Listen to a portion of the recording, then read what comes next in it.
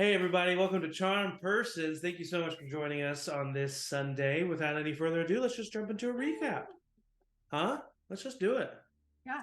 Um, for what has seemed like the past couple of months, but has been in reality 15 years, our party, A Little Help, has had one overarching purpose to stop the Animalia from bringing back Malar, the evil god of the hunt, from his banished state and thus being the catalyst to a prophecy known as the Returning. The confrontation began in Barrington, where the party discovered the Animalia and their army of gang members known as the Hanged Men. It was here the party came face to face with the evil doings of this organization as they suffered the loss of Brewster Pentway. They stopped the Animalia from using slave workers to dig into the Forerush mines and find the tomb of the last priestess of Malar. Before returning to the surface, they freed an entire city of Dark Elves from an evil tyrant creature. After returning, they began their journey south to Sildira to gather the three artifacts that they learned about in Navarra's tomb. They utilized members of the Palladium Planopticon to get from location to location and learn more about the lore behind these prophecies. Everywhere they were was surrounded by danger. Their families were involved, whether on the good or bad side of the situation, and they were invested.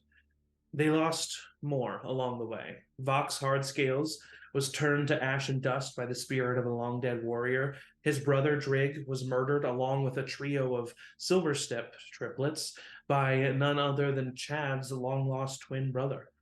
This was not the end of their hardship, as after traveling north, they became victims of a cruel and evil punishment by Sirik, the god of lies.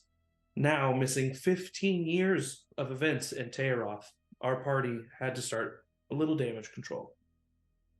Eventually, A Little Help found some respite in Lavaria, where they reconnected with family and friends before continuing their journey. They finally had what they needed and began the search for more artifacts to help them with future obstacles. But in finding Milakai's staff, the artifact for one of Milakai's chosen, Maywin Silverstep, they lost a party member. Morton Quincy Janoran was slain and taken away from the party before they could revive him a second time.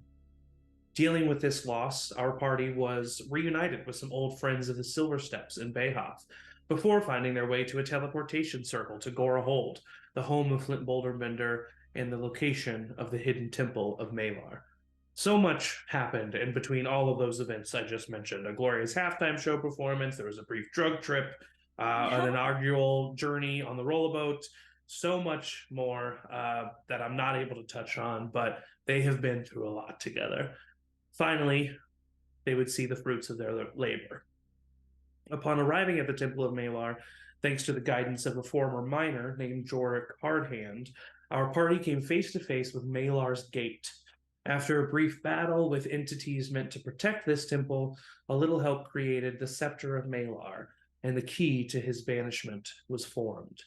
Upon seeing the scepter itself, both Jorik and the newly cursed Flint turned into werebeasts and tried prying the key from the party in a last ditch effort from Malar to be unbanished. However, in a poetic irony, the chosen of a goddess of nature inserted the key into Malar's gate and turned it, forever or further banishing the deity and cutting off his connection to the material plane. Finally, after so long, a sense of accomplishment and peace flushed over the party with the fading roar of Malar in the background. And this is where we left off. You now stand in this dark room, the red fire-lit braziers and the gate itself are now dark and dormant. Jorik and Flint have returned to their humanoid forms, and although you are surrounded by darkness and silence, you don't feel that heaviness in the air, and you feel a sense of calm about you. What do you do? Wow. Wow. Wow. Sorry. Well, in Did we do it? you good? I think so. Yeah, what the fuck, Flint? Oh, what happened? I'm so sorry about that. No, Drake, you're okay. I I didn't kind of mean expected to. it. He kind of looks over at Flint and Are you we've thinking what I'm been thinking? What? I think something bad has happened. I think I Yeah. turned in front of all of you, and I'm so Have sorry you done that I that did before? that. I've put two and two together that my reasons for blacking out once I've returned to Gorahold have been because of some sort of transformation, yeah. Yeah, seems Okay, likely. and you haven't been able to get rid of this transformation from happening? I've just resorted to chaining myself at a certain time of the month. Okay. Oh, same.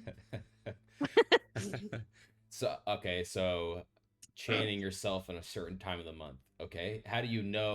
What time? Yeah, say you're When the down below moon ground. when the moon is and the sky is full, we still know where the moon is. Yes. Moon cycle Yes. is notoriously powerful for many different kinds of people. Yeah, That's so true. Yeah. As a matter of we fact, have just chains? yesterday was the fading full moon, so Well, didn't Oh. you luckily say you that? have another month before it comes around. Oh, Didn't you say that this started when you first found this temple? No. Yeah, Yeah. it did, and Yeah. I must have. Now that I remember what happened, I was bitten by one of these creatures, and Oh. thought I was killed, but I woke up on the outside. I have a feeling that's what would have happened to all of you too, if you weren't successful in what you did. Did Flint Wow. get bit? yeah, I got pretty bad. Yeah, Oh. Flint Which one technically bit got you? like gored by Oh. the boar, but Oh, yeah. That's right. You were a Gorbor. werebore. Yeah, he was a boy. Can I go? Is this a? Go, Rosie. I was just gonna say, is this a permanent thing, or is there something we could maybe try Yeah. to? I was gonna try. Your guess is as good as mine. I'd love if there was something that could happen with this. Yeah. I kind of like the werebore. I don't know. It's kind of cool. I mean, I I've feel made like- my thoughts known about boars in general many times, and It's true. Yeah, That is he's not true. exactly an animal lover. So, but Rosie, whatever you were gonna Yeah, what do you try, I would think? say go for it. I was just gonna go over to Flint and take my hands on his face and look at him deep in the eyes and say, "Do you want this gone?" yes. I'll cast remove curse. See if You start to speak the incantation that you know, and Rosie, you hear a voice. Stop. Sorry, that was the timer. You hear a voice. Listen, boys, stop it. A deep voice in just the far reaches of your mind from a distance that you're in an enclosed space, so you know that this is like you know that this is in your head. It's not like you're, you know that you're hearing something, but you just hear a deep voice say, Rosie. And you cast the spell, and as you cast the spell, Flint, you see his body start to shape and twist and morph, and you see the snout of the boar appear from under his beard once again, and it kind of shakes and is amorphous for a moment, his face like clay being molded, and Yeah. it and through just like a grunt and a shake, his body goes back to normal, and Rosie, you know the spell was successful. How do you feel, Flint? Oh, I feel 10 times better. Thank you so much. I don't Ooh. want to chain myself. I'm a. Are we just like handing those out? Do See you you later, want- man. is Hey. that- Appreciate it. Do you Start want walking. keep yours, or do you want one too? I would love to know. I mean, I don't mean you don't owe me anything, but No, and I'll grab Dirk's face and yeah, I'll do the same thing and see if the voice, and I'll be aware to see if the voice. yeah. You do. You hear the voice. Who? You hear the voice, Rosie. Yeah. Seek me. Oh. And then Does it? This is because it's you saying it, so I just want to make sure. Does it Yeah. sound masculine, feminine? it does sound masculine. It sounds like a Masculine. deep masculine voice. Deep man voice. No, thank you.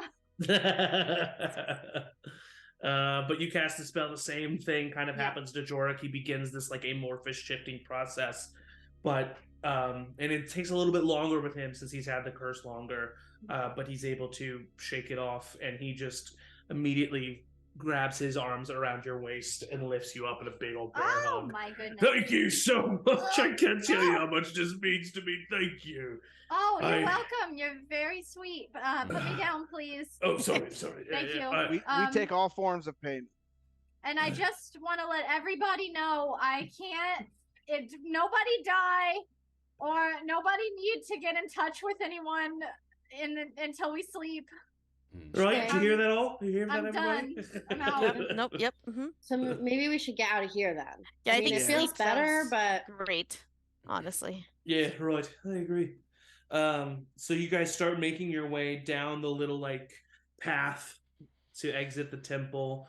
Once again, that ominous, heavy feeling is just kind of not there.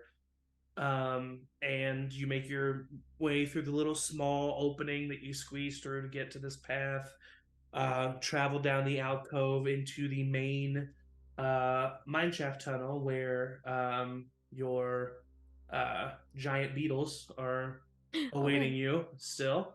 They are just kind of chittering away, waiting for you to return. You hop on their backs and you continue to travel back to Gora Hold. The mines themselves are they're not super duper they're not super duper old, so they're not super Thanks, they're not super duper old, so it's not like there's like dusted cobwebs everywhere, but there's definitely like a sense of abandonment in these tunnels, and it's cold and dark. But as I said before, there is just kind of a sense of accomplishment, a sense of calm that has come across you. As you know, like I said, something that started over 15 years ago slash a couple months ago has finally seen some headway. And so Wow. you continue through the tunnels, making your way back to Orahold proper. Is there anything that you do on your journey back? May? And then Rosie, I saw you too. I would like to, feeling pretty accomplished for being able to have turned the key. Finally get the guts to take out the staff. Okay. And try to like commune with Malachi and figure out what the staff is. You sit there holding the staff. The staff itself seems to be a long, twisted wooden trunk that ends in this bloomed tree at the top of the staff with leaves, and it seems as if it's alive, as if it's planted in soil and receiving nourishment from the plants and water. And you kind of just like, it's kind of like holding like a bonsai tree on a stick. And as you kind of rub your hand over the leaves, you hear this just like almost soft music, and then a soft neighing, and you look over to your left, and just casually, hooves clopping on the rocks next to you, riding next to your beetle, is a white unicorn. That's just like walking next to you, swaying. Can I reach out and try to touch it? You reach out, it leans in to your touch, and it bends its horn down, and it touches your staff. And the staff vibrates in your hands, and you feel yourself attune basically to this staff. And you should have it in your equipment. It's the Staff of the Wildlands. That staff allows you to cast a certain number of spells from it. The restriction of this staff currently is that you are only able to cast spells of a level that Maywin would be able to cast. Okay, And the way that that works narratively is you feel yourself access the potential of this staff, and you know you've just barely started to touch the surface, and that through use and communionship with this staff, you will maybe get it to its awakened state. And as that knowledge kind of comes to you, you look over to the unicorn that is now stopped and is just like staying in the tunnel, watching you walk away. And it just slowly turns its head and it starts to walk in the opposite direction. And you don't know if it just goes into the darkness, if it fades from existence, but you no longer see it. Okay. I just kind of spend the rest of the ride just like admiring this staff. Yeah, of course. Rosie, you said you wanted to do something. I was just gonna go up to Maywin and just say, "Wow, that was really something, Maywin." Thanks. I was just because I was the one who was there and like. Yeah, no, you took advantage of your position. Very strategic, very good. Very proud of you. It's kind of crazy that it's done, right? Yeah, done. But like, what now? I think there's going to be more. It seems like there's more evil chaos in the world, and That's true. are you okay? How are you feeling? Do you feel, are you tired? Are you hurt? No, Or I do mean, you I need- feel pretty good. I did pretty okay there. I don't feel bad at all. Okay. Are you okay? Yeah. That was pretty cool what you did for Flint and the new guy. Yeah. That was pretty cool. That was really I'm feeling very at one with myself, very aligned. good. Very. Me too. And ever since we got rid of that blade, I have been hearing a new voice, which is fun, I think. Like what kind of voice? I'll look around to see if anybody's paying attention. No, I don't. I would say not really anybody. You, or at least you're able to find a time where not anybody is. But before you continue this conversation, I did mean to ask as a point of order. Does anyone try to do anything with the scepter? Do you just leave it in the wall? What do you do? What do you do with the scepter? We can kind of go back into this moment. I attune to it. Stop. I don't want to take it out. I feel like it'll. Well, if we don't take it out, could someone just someone whoop? would unlock could it. just turn Oh, it. Lord. Yeah. Okay, Maybe we get just it. back in Go the bag get of it. holding. Yeah. I'll undo it and just throw it in the bag of holding. Okay, Wrap Maybe it we in can some try to Teflon. find. We can try to find a mage or something to maybe just destroy it. Right? I might just wield it.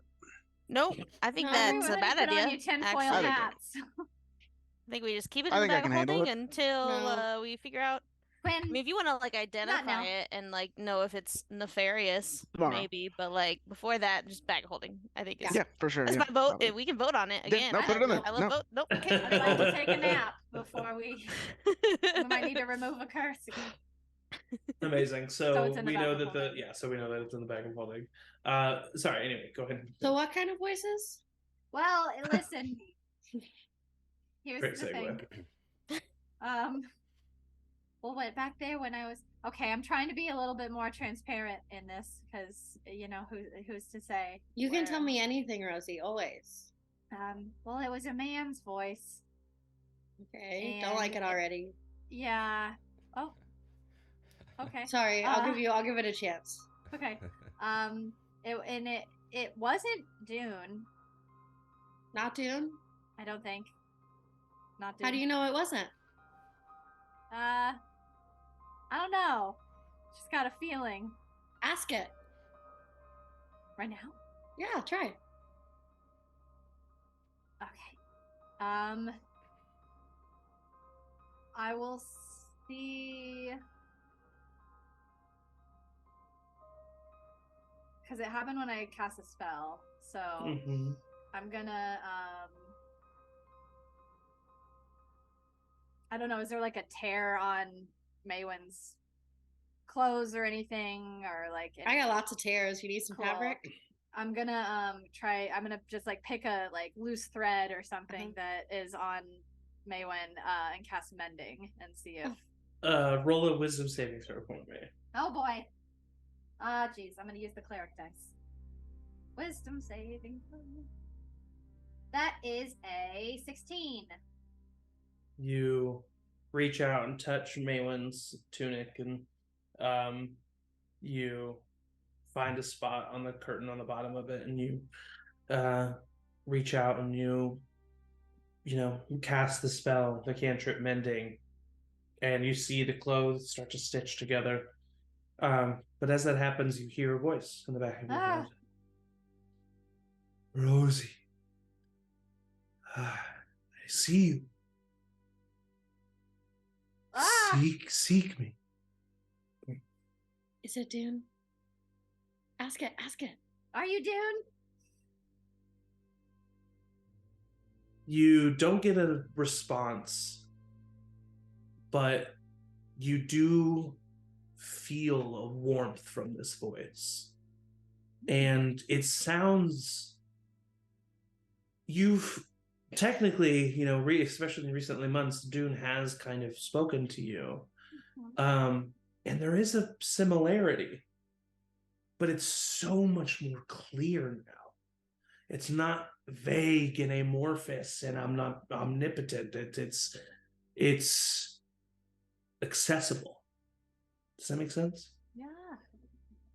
It's like he's right here. It's like sitting next to me. I think it is Dune. You think it's Dune? Yeah, I think he's my best friend now. Dune, I'm sorry I said I don't like you. I made a snap judgment. That's okay. As if he could hear you. Just like I'll look let him up know. and say it.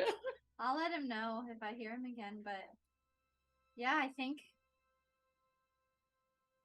I don't know, I think I'm gonna be better for this group now. Did he tell you to do anything?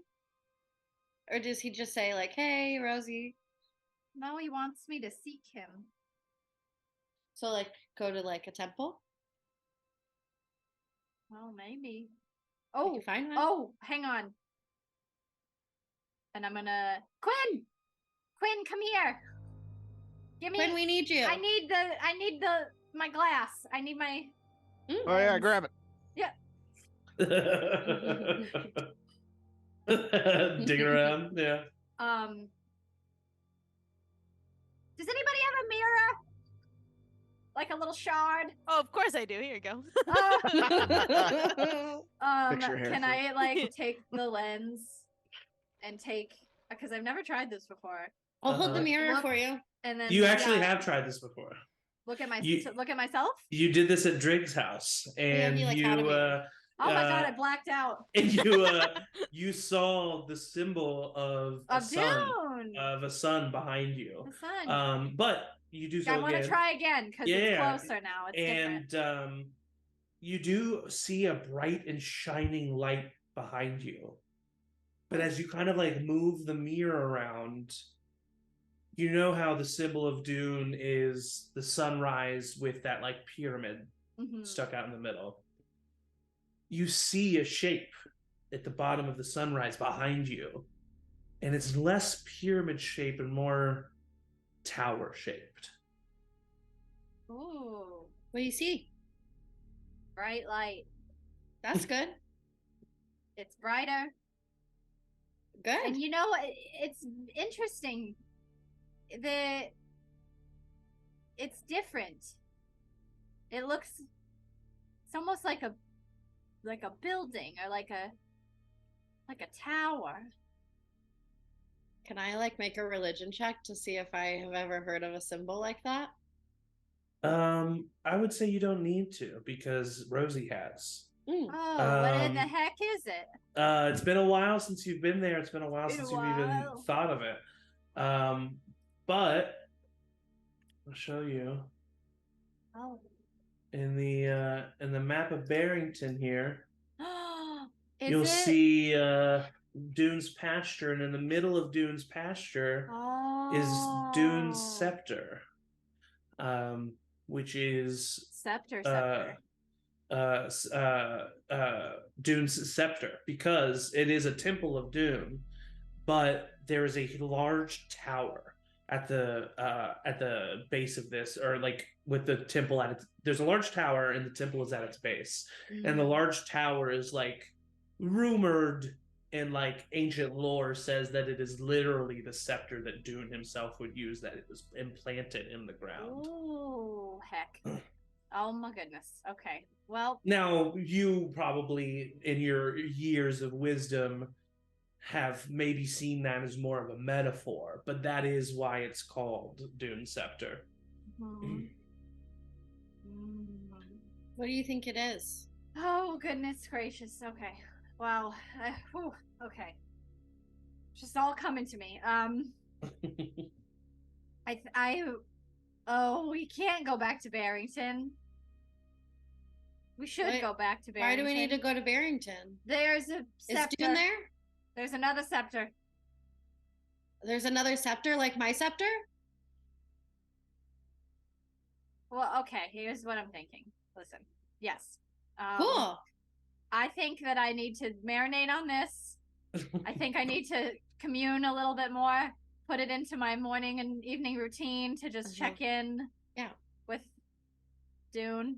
Maybe do some journaling. Oh, I love journaling.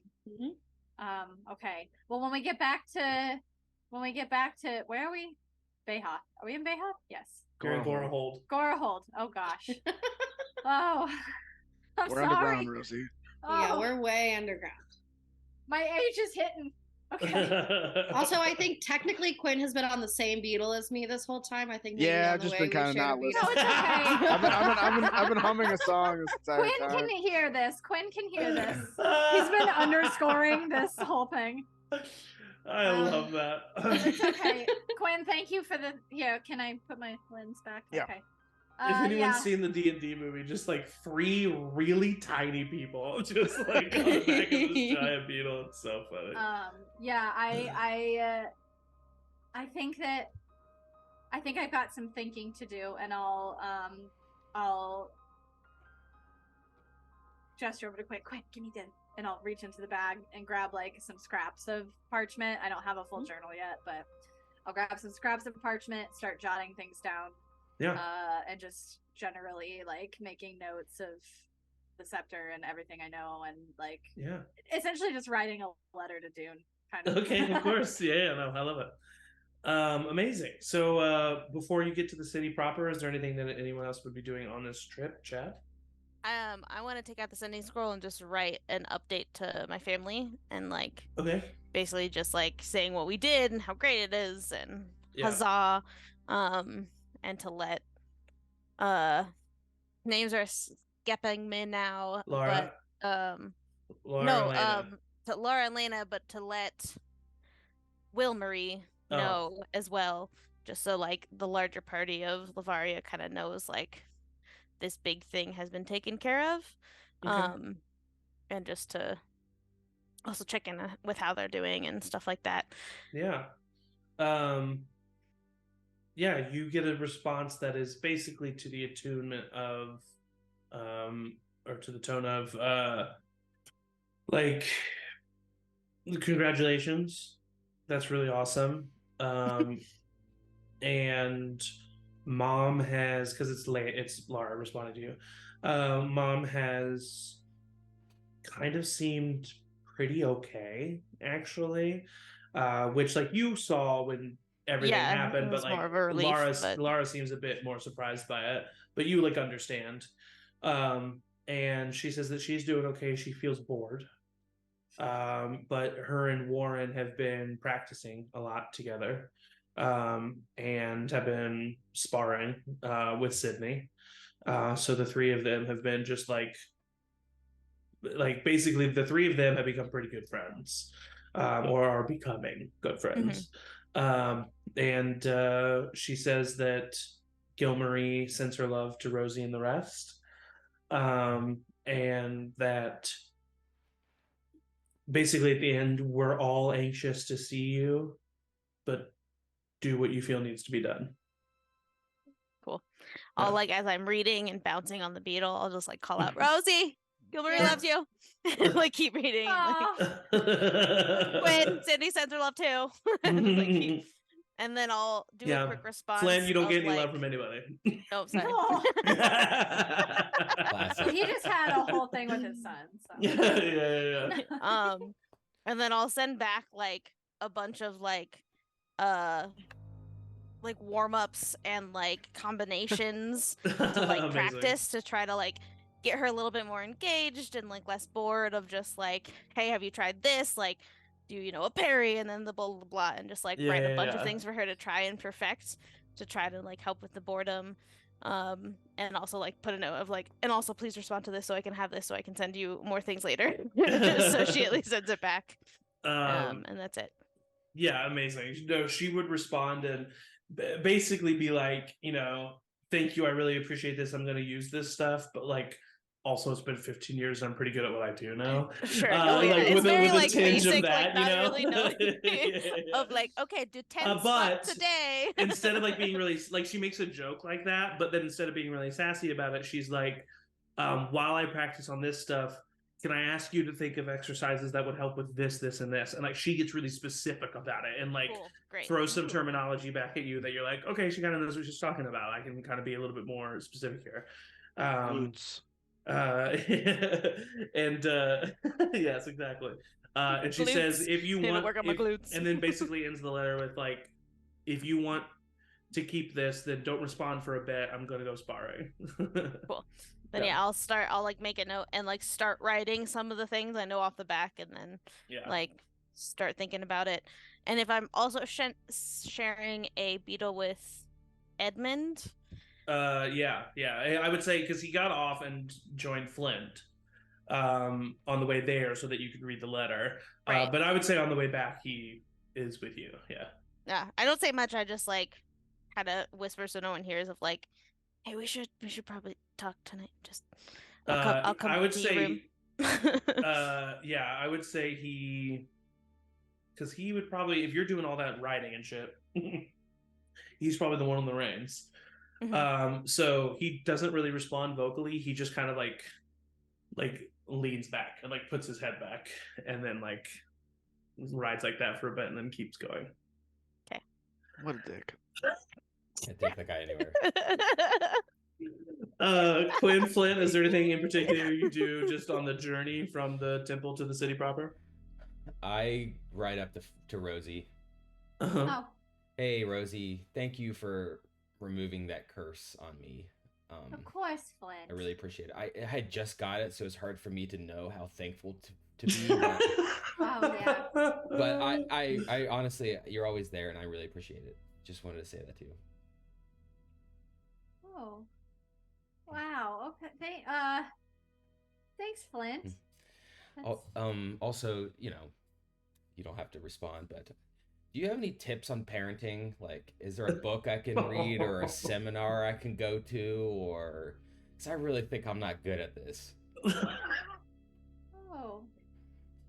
Well, what makes you think that, Flint? Well, my son, who I love more than anything in the world, I hadn't seen in 15 years, at least for him. And I see him, and within 3 hours, he hates me. Well, it ended okay, though. Yeah. He did. I don't know. I'm just kind of confused, and I want the best for him, but I just he's not doing what I want for him, and it makes me nervous. Oh, well, that's your problem right there. They're never going to do what you want for them. They're always going to do what they want, and you just have to, support them. But that's hard. It's really hard. Yeah. I got in a lot of fights with a lot of my kids about what they were doing, and really? After the 6th or 7th one, you just kind of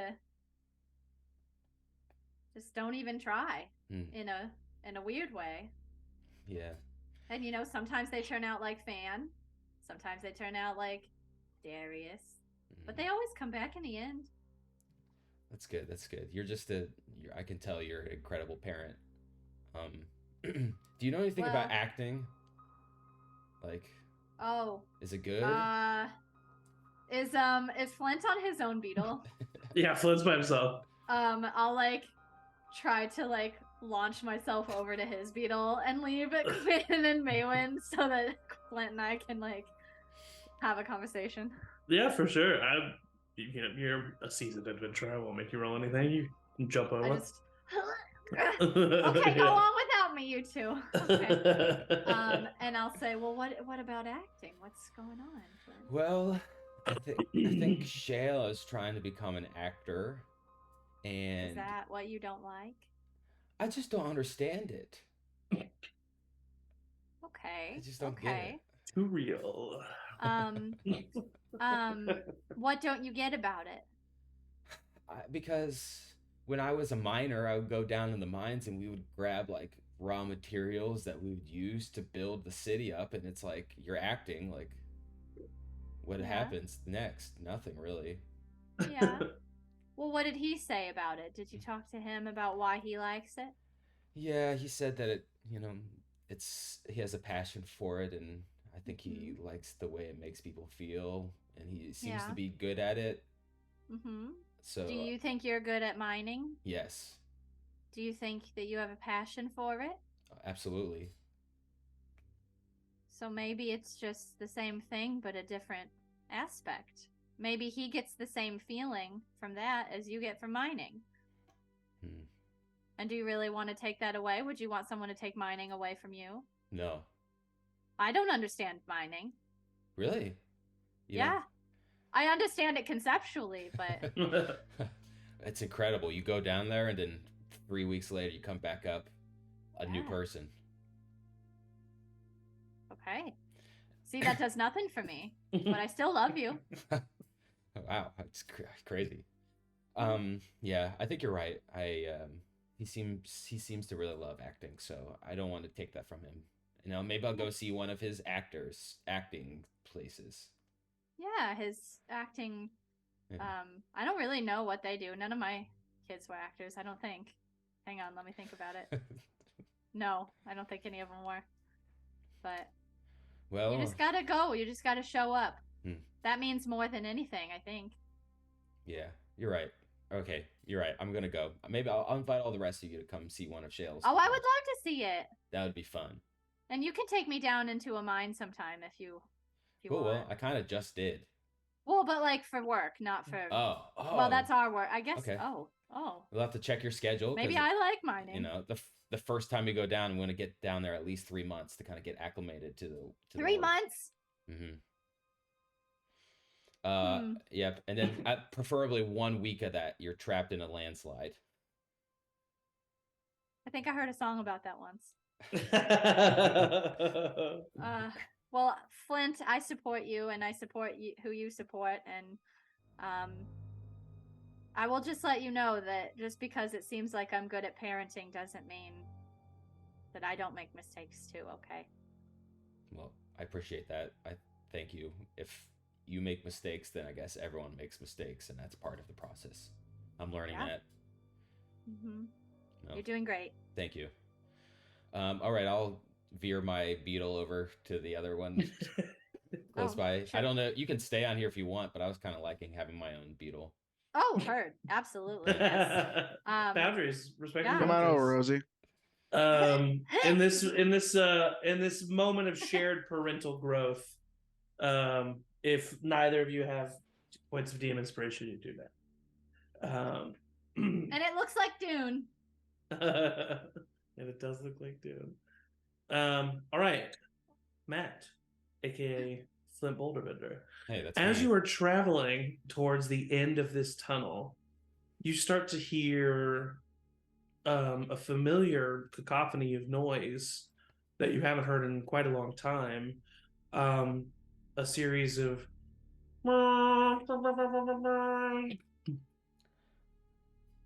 as you hear these trumpets and drums sounding in the distance, that to definitely symbolize a processional and or parade and then a gathering at the steps of Jewel Castle. And that something is going on in the city proper. And as you exit the tunnel, you see people start to make their way. They all seem really excited. Everybody's starting to head in the direction of Jewel Castle. Everybody, this is a special day. We have an announcement from the castle. You'll get to see the best parliamentary process that any race in Tayaroth can provide. The dwarves are great people, and you will see it firsthand. Right, it's been a while since 1 a.m. Wow, it's been a while since the Queen has made something like this happen. And actually, as a point of order, Flint, last week's episode, I mentioned that Queen Jewel is the queen of Queen Jewel Hammerdon, is the queen of Gorahold. You actually were not familiar with that. I said you were, but last you knew her father, King Hammerdon, was the king of Gorahold. So when Jorik says the queen, you are thrown off by that for a second. Hey, Jorik. Of course, of course, I know all the comings and goings of the political happenings of Gorahold, but what happened to the king? Right. Yeah, you didn't hear? I did hear, but can you remind me? Okay. He died. He was killed. Killed by what? An assassin. They don't know who was involved or why, but investigation has been going on for 5 years now. But his daughter, Queen Jewel, and it was called Jewel Castle when you were here because he named the castle after his daughter. But he says, but yeah, she took over after her father, and it's been pretty secluded up in the castle for a long time. So I have no idea what this could be about. Okay, interesting. I assume we don't know who did the assassinating.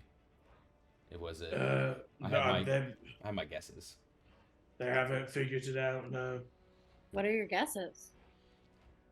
Well, I'm sorry, Quinn and May, but there's something about Bayhoff that I feel like. Nah, just kidding. I don't know. No one should want to F with the Gorahold, you know.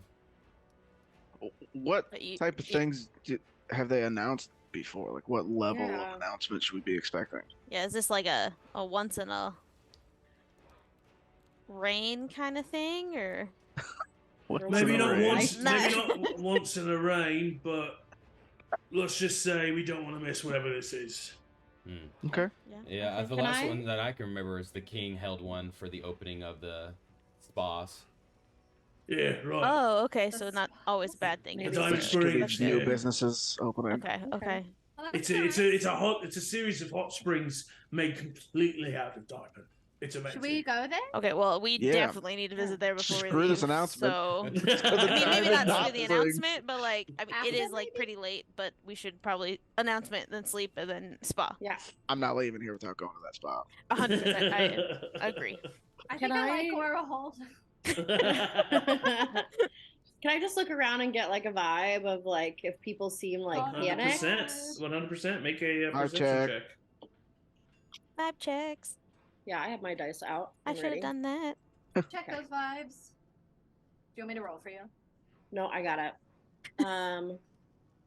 It's a service I provide. 15. You're looking around, and everybody seems to be pretty excited. You get some bits and pieces here and there about people and that they're excited, and you actually you piece together pretty quickly that there are parties from both Bayhoff and Tayaroth that are being welcomed into the queendom. Weird. And as a matter of, but as another point of order, you see a lot of people carrying flags and or like bandanas that have a symbol on it that you've never seen before. Here's the symbol. And people keep talking about the Six and how excited they are to see the Six. Don't you have any idea what that symbol is? Or what the Six is? Never seen it before, but I mean, we have 6 people here, including Edmund. Oh, hey, I really appreciate that. Jorik's here too, as well. Oh, so okay. 6 of us. So, okay. Sorry, Edmund, but Jorik is now part of it. All right, you know what? I'm going to take it. I'm going to take it as a win, and I'm going to roll with it. Chad. If I notice any Tayaroth symbols, I would 100% take out Rosie's scarf that she knitted for me and wrap it around my face. Oh yeah, for sure. I mean, you definitely hear people, like, you hear the word Tayaroth, and you haven't seen anything yet, but you definitely know that basically 2 envoys from both the Kingdom of Tayaroth and the Bahathian Empire have been welcomed into the Kingdom of Gorahold today, which is like, Flint, like, you would know that's a big deal. Like, Gorahold specifically stays out of the affairs of the other countries. So that's why this is like such a huge deal. But the 6 and the seeing the symbol, you're not sure what that is and have really no clue, but people seem excited about it. All right, so you continue following the crowd. Chad, yeah? What time is it? Because I feel like we left pretty late, so is it just like an early morning by the time we get back kind of thing? You left with Jorik. Yeah, pretty late. I would say this is because it took you hours both ways. Yeah. So I would actually say that this is probably like pretty early morning Gorahold. Okay, and could we have gotten a short rest at least in for sure. The Beatles beetle would have rides? Been a short okay, rest. Cool. Yeah, the Beatles would have been a short rest. Not a lot of physical activity required. Cool.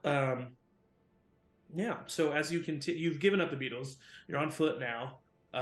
You drop the Beatles back off at the stables near the entrance. And actually, it takes you a minute to get to like the city center where Jewel Castle is. But you continue on and you start following the crowd. This is like it takes you the journey to the castle to be hearing all of this stuff about everything. And eventually you find yourself at the footsteps of Gora Castle, otherwise known as Jewel Castle, a huge structure built into a stalagmite, very apropos of the city of Kenor, even though it was upside down. This stalagmite sticking out of the ground. This castle is built into a huge, large opening gate with a large staircase. Except like in the image that you would see the foreground and everything is covered with dwarves and some Goliaths and citizens of Gorahold, who are here to witness everything that's going on. At this point, you do see at the front of the crowd, there are separated by a good chunk of distance. There are 2 envoys, a group of Bahathian guard carrying the flags of Behath, and a carriage with them, and then a group of the Kingdom of Tayaroth guards, and their soldiers and their flags, and a carriage for them, surrounded by people. Hey Quinn, do you think maybe we should not look like us? Yeah, absolutely. I'll look like a dwarf. Yeah, same. Some random dwarf from the bar. All right, sexy female dwarf. Hey, a little bit more. Sexy male dwarf, sure. You're not quite dirty enough to be believable. You just need a little smudge right there and right there. It just throws dirt in their face. It just hit. It's an illusion, Flynn. It's an illusion. You're not gonna see it on the fucking illusion. Hitting me with dirt now. As this all happens, you see everybody gathering, and you hear the music.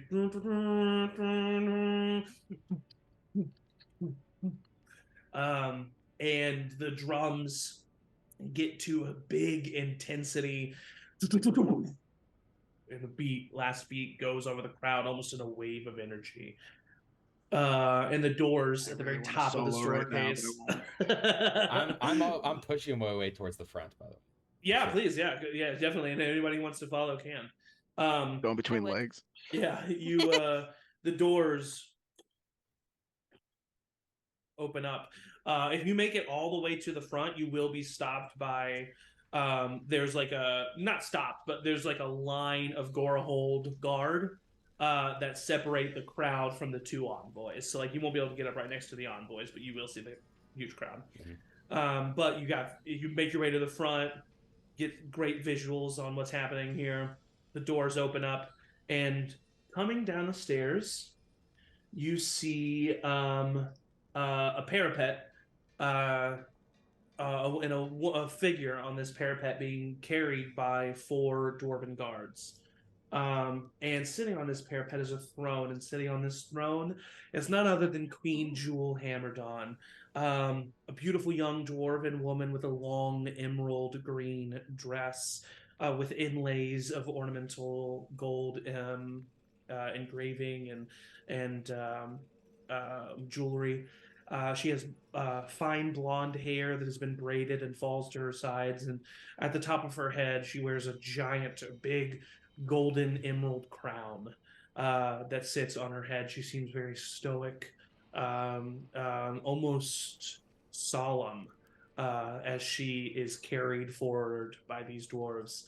And as that happens, she's sat down near the front, and she steps forward, and she rubs her thumb over an amulet on her chest, and her voice becomes amplified as she says, "Citizens of Gora Hold, welcome and thank you for gathering at Jewel Castle this early morn.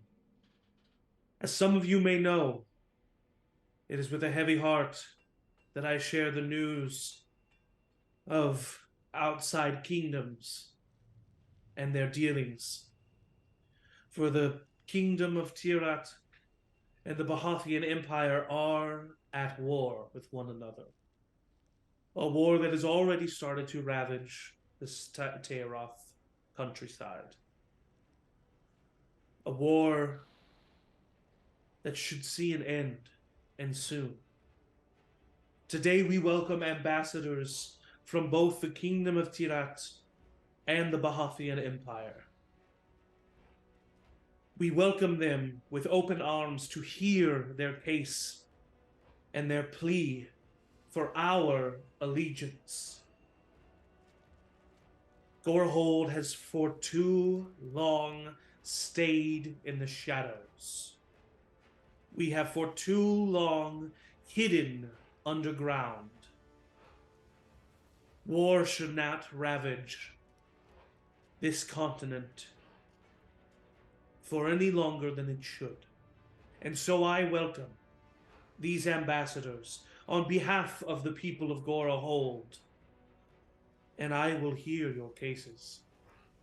The crowd is murmuring amongst one another. Gora Hold infamously stays out of the business of other countries. This is a crazy thing to hear about. You hear some people being like, "Oh, I knew she was up to no good, that queen of blah, blah." You hear others, "I think it's about time that we step up. You know, we're always just hiding and we're always being cowardly." And you hear people just murmuring, people on all sides of this. And as, you know, you've seen similar ceremonies, Flint, at this place. Similar. So you know kind of what's about to happen here.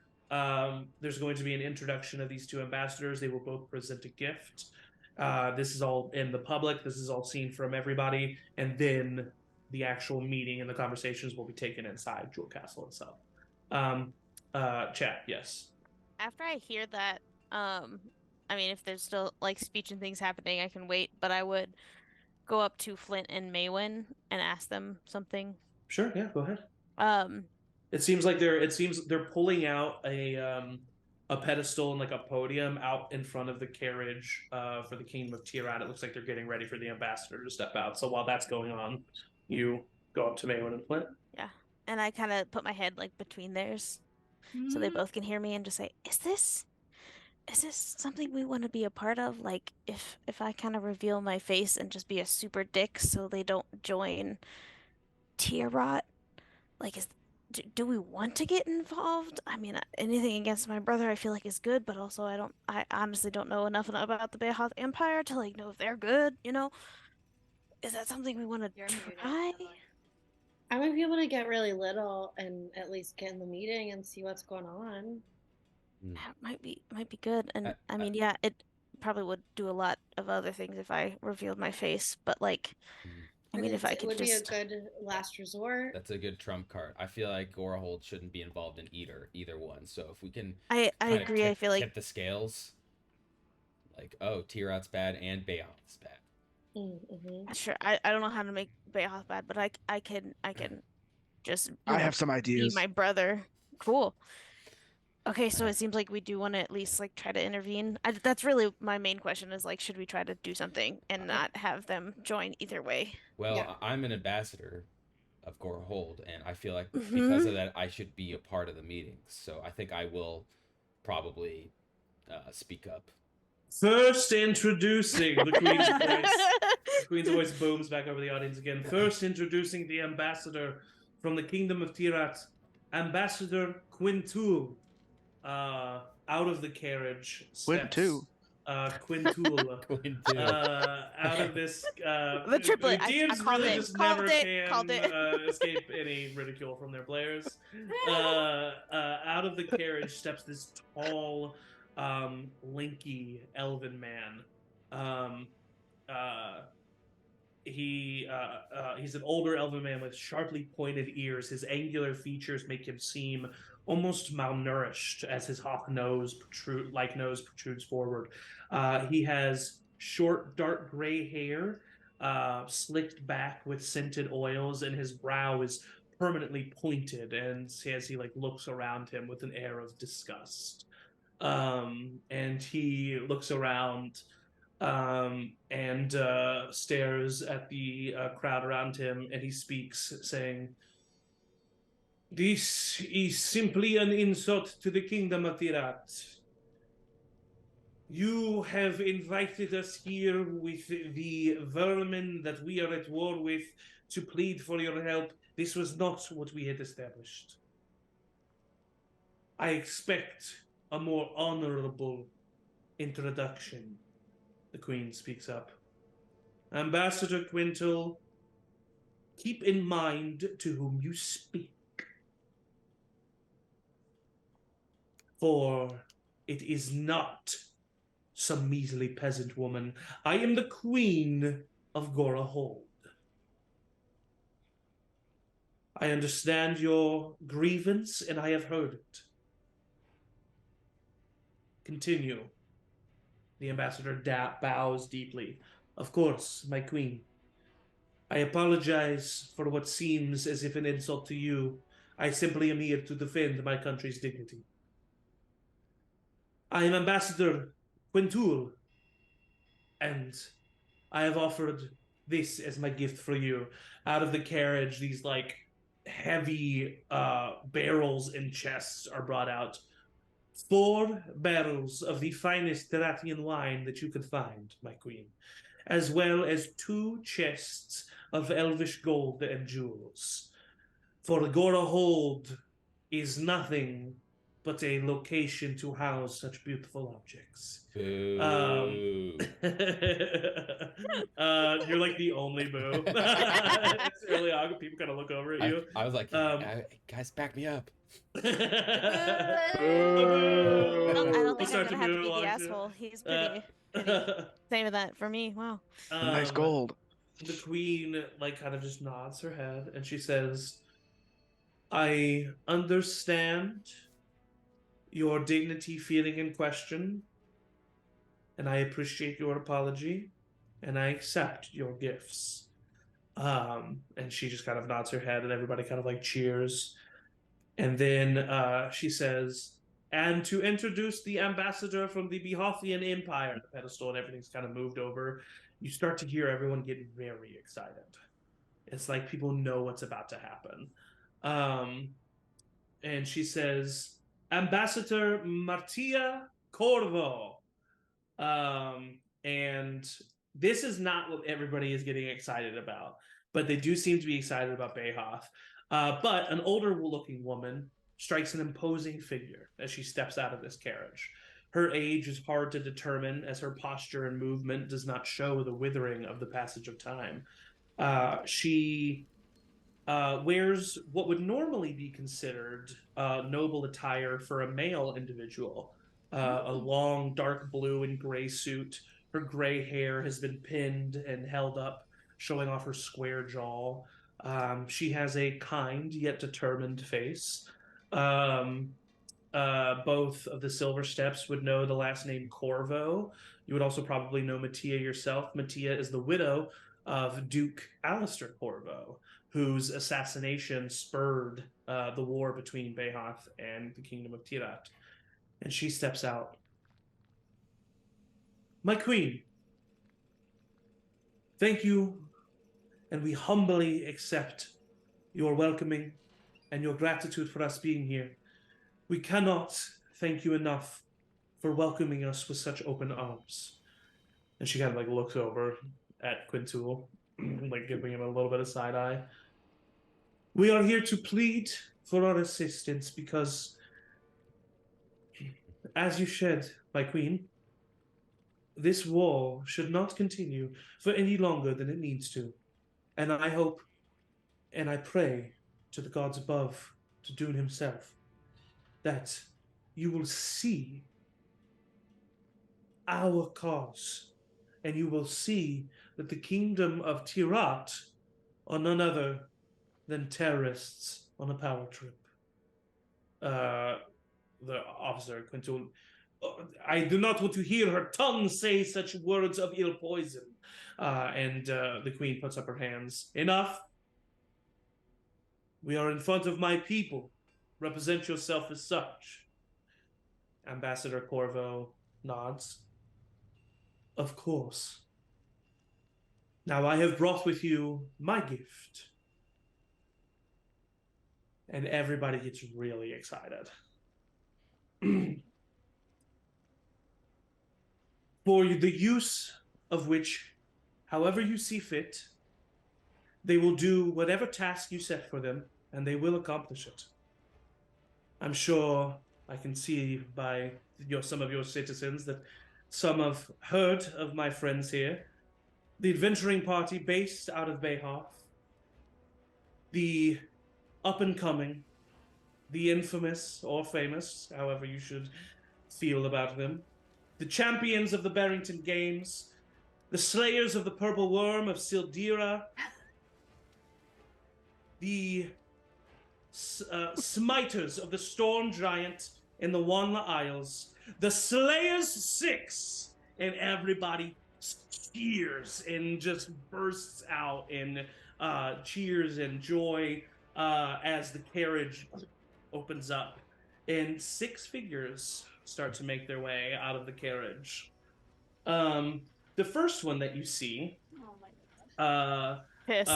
she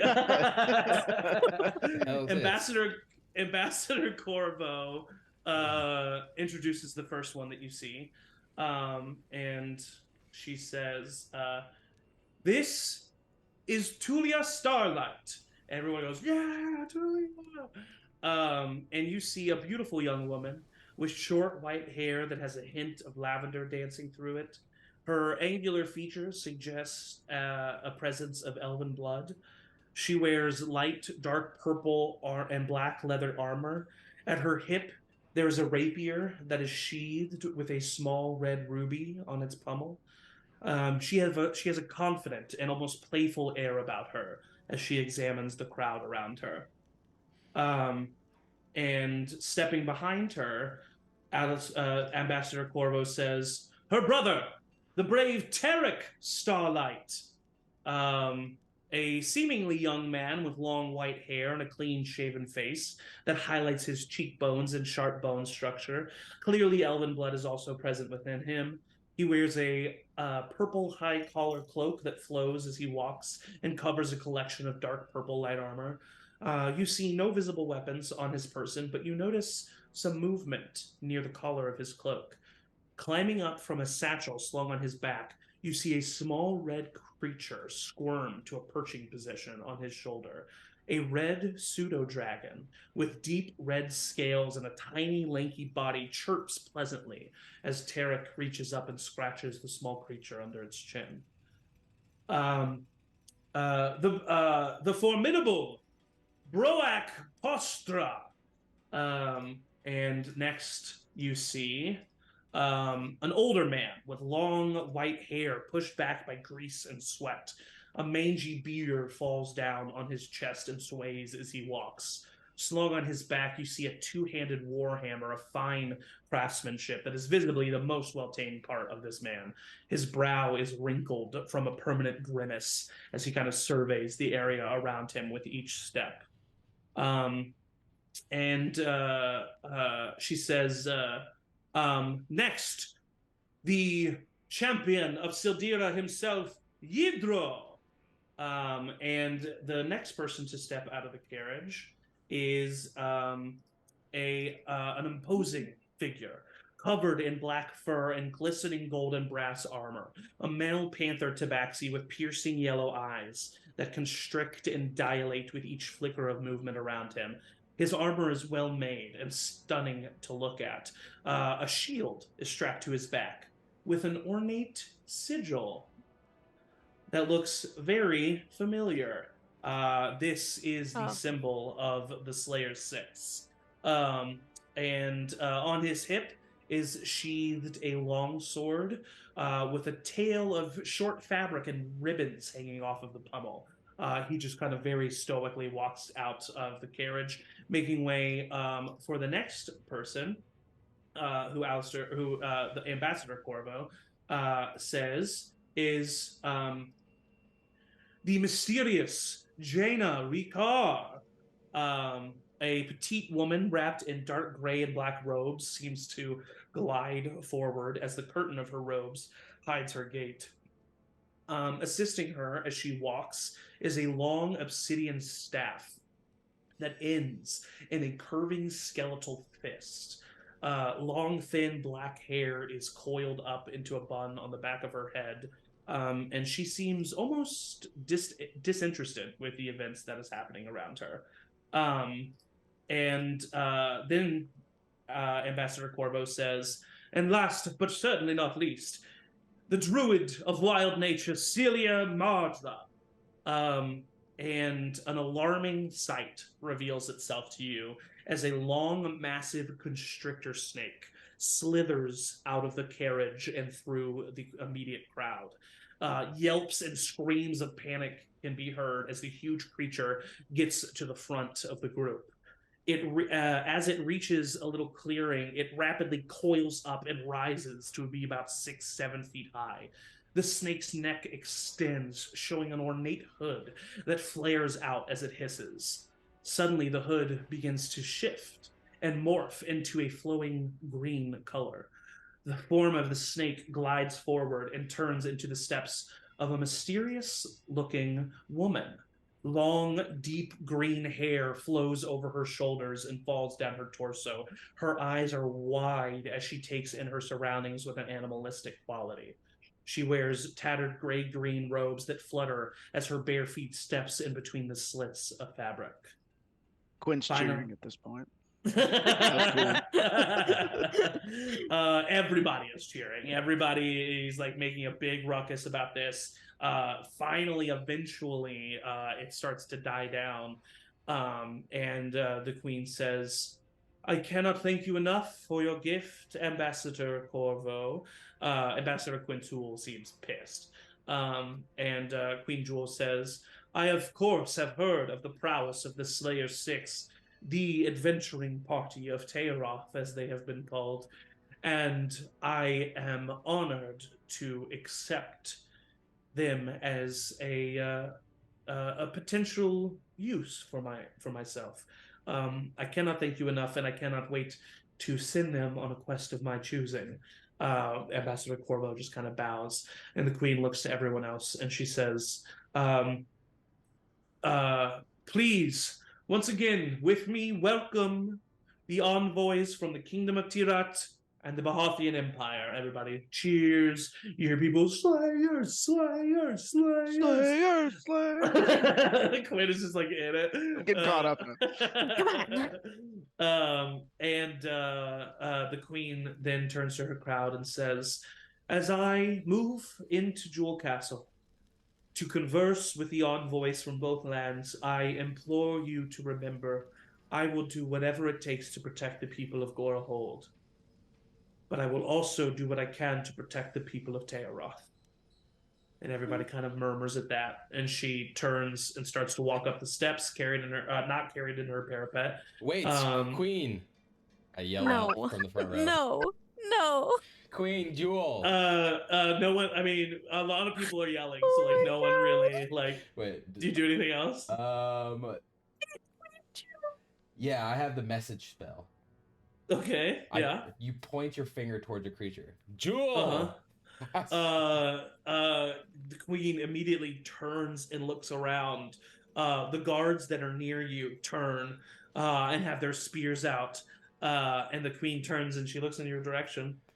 It is I, Flint Boulderbender. I have returned to Gorahold. I have been traveling all around the countryside. She waves her hand and continues to walk up the steps. The two guards start to approach you with their spears. Hey, what's going on, guys? They point their spears at you. All right, disperse.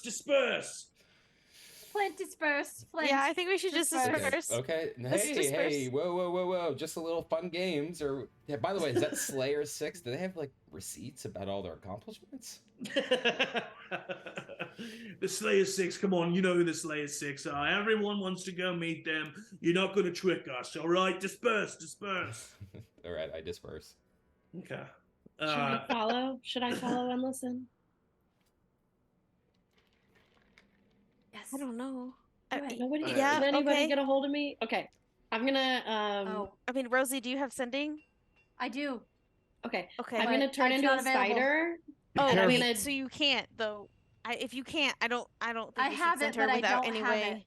I know, but that's what I'm saying. If you can't, Well, I could right go to now, sleep for 8 hours and we could see what happens. I don't think we should leave Maywin for 8 hours to spy. And I don't know. She just stopped Maylor. Pretty slow as a spider, so I just need to know. I say we maybe reconvene and later. I could be a guard. I don't know. I'm just throwing some I stuff feel like out this there. is a very quick plan, and this is like Best kind of plans. I kind of agree with Quinn, to be honest. I feel like this is important information for us. Okay, Quinn, be a guard. Part of. Somebody stand in front of me. I'm gonna turn into a spider and jump on Quinn's shoulder. Okay. Yeah. Okay, you stay together. Wait up. Here, Quinn, wait. And I'll like scribble, like, use this to reply, and I'll send him the sending scroll. Okay, yeah. So you feel, you know what the sending scroll is. You've seen Chad use it. You feel it poof in your chest. Actually, there's a lot of Gorahold. There's a lot of Gorahold guard that are like helping the envoys in.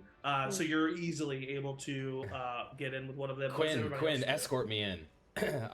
I guess grab onto your shoulder. I don't know about that. Hey, escort me in. Why don't you get in the jar? Why don't you get in the... Yeah. That's better. Edmund just instinctually puts up his hands and makes himself look really big. Slayers! Lynn, do you go in your little... I go in my urn and I give the urn necklace to I'll latch it onto Quinn. Okay, all right. Chad, Rosie, what do you do? Edmund is with stay you. Behind. Yeah, me, Chad, and Edmund. Yeah, I mean, should I be ready to be my brother? Should we maybe see if there's another way to go in there? Or... I feel like maybe we should be on call, like hang out. Cause like if my face is Plan B, you know, I feel like. Right. Let's just go over there, chill for a second. We'll be right here. Yeah. Let's go to the stage door. Right. Yeah. We'll just wait like right in, and I'll wait for the scroll. I'll like pat my chest. Yeah. You guys just go to like a nearby building and like an alleyway that's like and like just kind of like chill there, and like as the crowd passes, like you're not really noticed.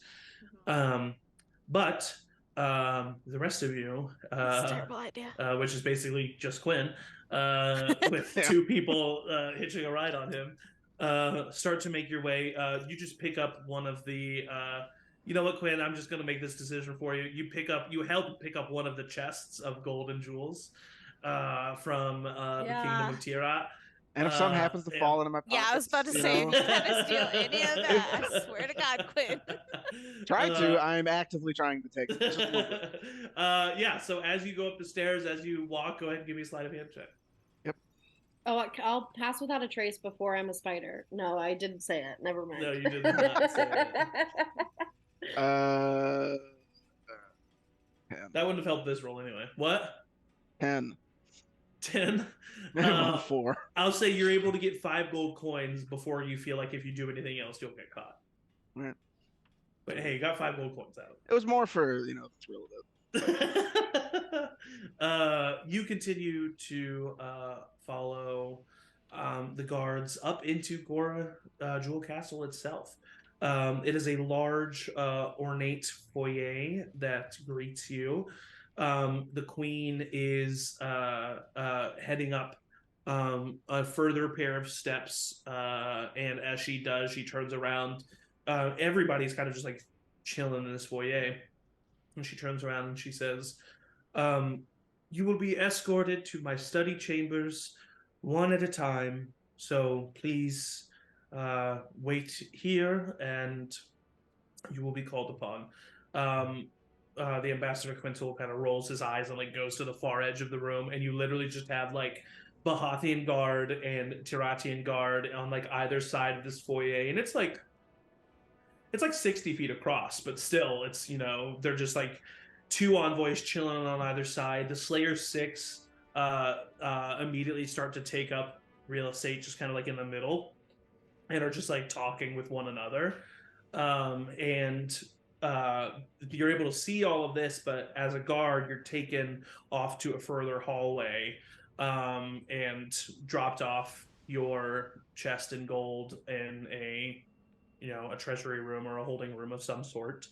And you start to walk out of that room, and you can see that some guards are going further into the castle to go back to whatever duties they need to go to, and some guards are returning to the foyer. I'll return back to the foyer. Yeah, so you return to the foyer, and you see that as if they already know what to do, because they do, Gorohold's guards start putting themselves in certain position. A line of 4 of them go to the very bottom of the staircase within the foyer. A line of 4 of them go to the front door, and then there are two doorways and or side hallways on either side that both get 2 guards posted at them. Does that make sense? Sorry, I don't have a map. Yes. So there's a total of 4, 4, 4, 4. So there's a total of 16 guards. Perfect. That come into this room. 17. So that's what I was just about to say. So they all clearly like go to a station. What do you do? Oh man. So the queen went through the which door? So the main stairs up into the castle opens up into a foyer. That foyer has 4 hallways on either side of it. 2 on each side, so 4 hallways total. And then in the center, there's another staircase that goes up. And she went up that center staircase. When you first entered, you went into one of those side hallways, but you're now back. And there's 2 guards at either side hallway entrance. And then there's 4 guards at the front entrance and 4 guards at the bottom of the stairs within the foyer. I mean, I'll try to just go up the stairs where the queen. Okay. Confidently. Trusting Quinn with my life. Sorry, go ahead. Did we establish at some point that I can still use my helm of telepathy to talk to Quinn when I'm in wild shape? Is that a thing that happened or no? Can't remember. I don't think that's a thing. I don't remember. Yeah. If you were a Circle of the Moon Druid. No, I'm just kidding. It can't always be the same thing. No, I know. No, but I would say you were not able to do so. You could have, established if I pinch you twice on the neck, that means something. Yeah, we didn't you could have established something rudimentary like fucking that. Biting my neck. So Quinn, roll a persuasion check. Beautiful. Okay. Where is it? 17. You start to head to the bottom of the staircase where the 4 guards are, and you start to step up. The guard nearest you goes, "Oi, what are you doing?" "Oh, just going to my post." They all kind of like look at each other. All right. They just turn back, and if there's one thing Quinn's good at, it's blending in. So Quinn continues to walk up the staircase. Where do you go? You get to the top of the stairs, and there's basically it just opens up into a huge hallway. There's like 5 doorways on either side, and then 2 double doors at the very back. Then nobody. There's anybody else around us?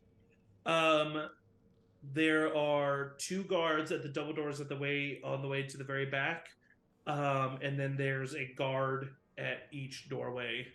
God, I don't know. Well, Flint. Yeah, actually, I know what Flint wants. You know what? I'm going to change that. I'm just going to randomly change that. So, 2 guards at the back doorway, and then another just pair of guards that's just like actively patrolling the length of the hallway. So 4 guards total in this hallway. Man, I wish we had a plan. I'll walk up and I'm just gonna try to take post outside the Queen's door for a bit and just observe see what happens if I can. Next to the 2 guards that are already standing there. Yep. Okay. Hey, cool. I'm here to shadow you guys. Oh, are you trainee? Yep. All right. Big day for you. I'm very excited. Yeah. All right. Well, just stand here and kind of don't do anything. Yep. The name's Carl. Stop other things from happening. You got it. Pretty much anything from happening. What's your guys' names?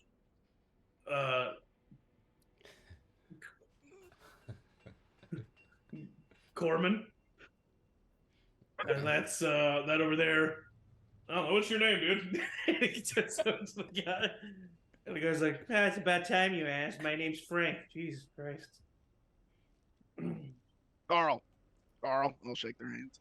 That's a big thing in this culture. Yeah. Yeah. Good. You got a good handshake there. And you see him. I learned from the best. You see him look at the other guard. He's like not impressed with their handshake.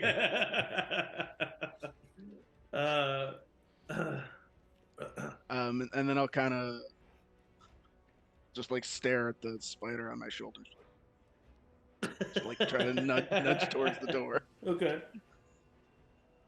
You're muted. I'll crawl down Quinn. And crawl under the door and stay like just inside the door and see what I see. Yeah, roll stealth check. Okay, hold on. I have spider physical stats, right? Yep. So stealth is pretty low DC. I mean, you're a spider. Okay. I'm keeping an eye out if anybody like notices the spider and is like gonna step on it. Like I would leap into action, but like I'm keeping an eye out for that. All right, yeah. But that's a 10. 10? Okay, that's enough. So you crawl under the doorway and make your way to the other side. It is a large, very 20-foot high ceiling, basically study. It's like a really ornate study. And the queen is sitting behind her desk, and she is currently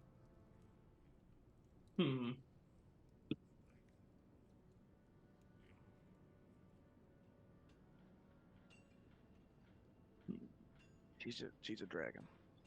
She's currently a dragon. Okay, she's currently just basically patiently waiting behind the desk.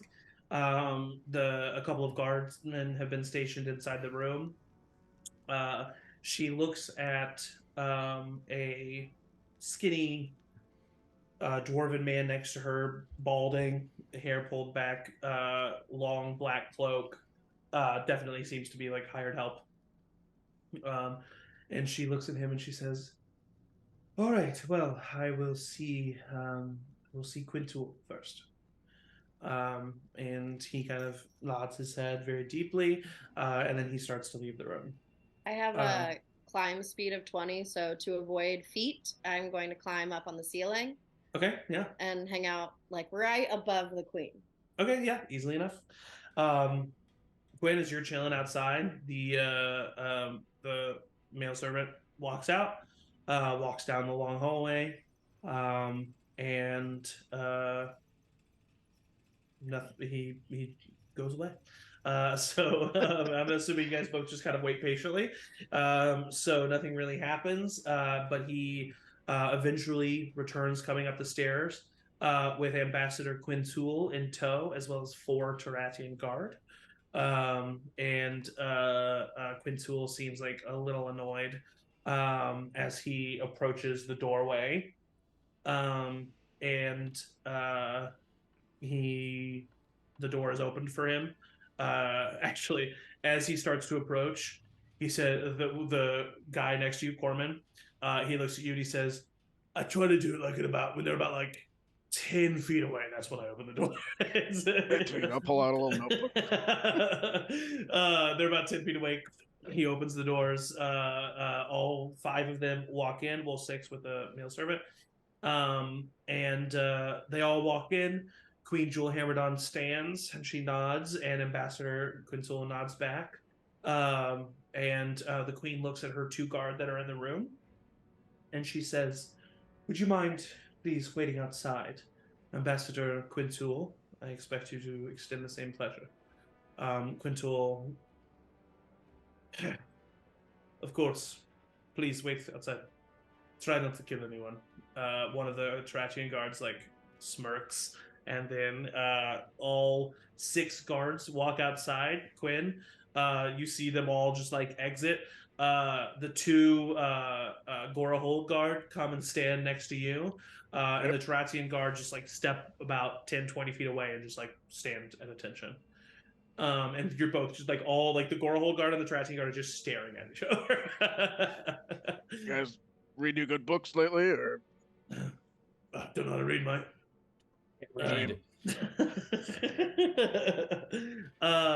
As soon as they leave the room, Maywin, Quintul, his demeanor drops, and he kind of looks at the queen and he says, "Okay, do you think that was believable? Was that good?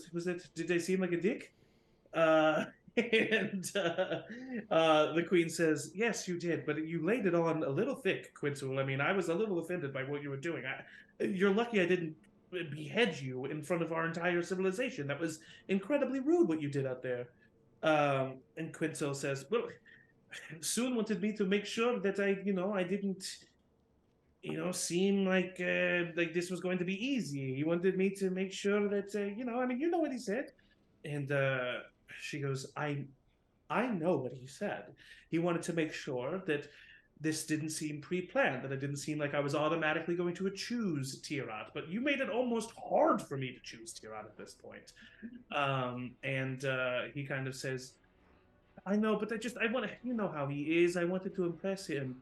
And she says, "Well, get yourself a crown and a pair of legs like these, and you'll be able to do it." And he kind of like nods his head, and he says, "Yes, I know the 2 of you are very in love. I hate hearing about it." And she says, "Well, I suppose you could just kind of sit in here for a bit. I didn't expect the Slayer's 6. It's a strong move on Corvo's part." Yes, well, the Slayer 6, they are pretty cool. That's pretty cool that she brought them. That's pretty cool. I didn't expect that either. Soon hates them, obviously.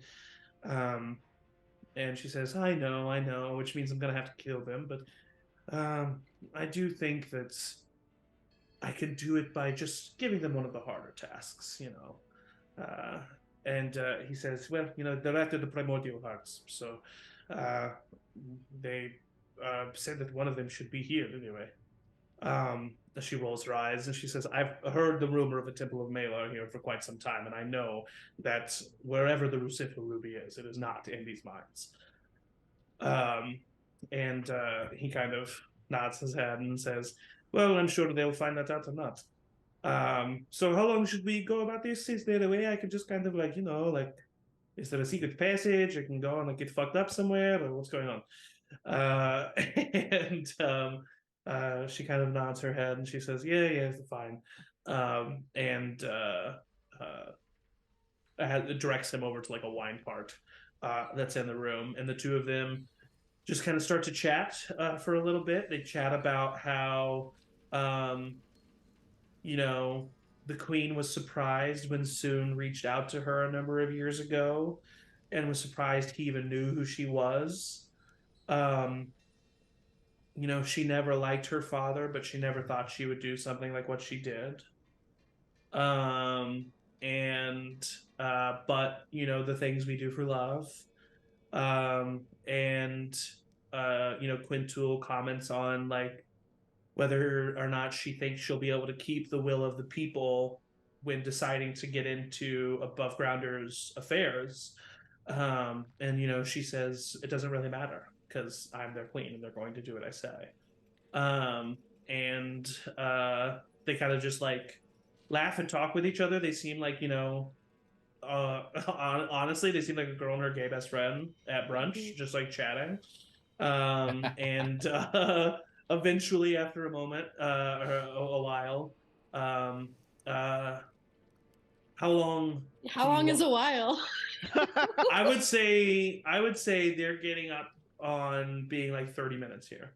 Okay, so I can stay for half my druid level, and I only have 2 levels in druid, so I can do this for an hour. Yeah, I would know that enough to like. I still have another wild shape.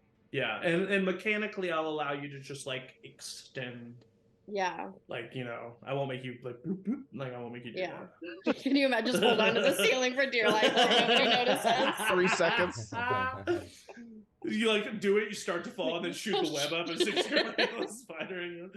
Oh man, I should make you do it now, but yeah. So it's been about 30 minutes. Okay. She eventually says, "Well, Ambassador Quintul, you've been a right prick.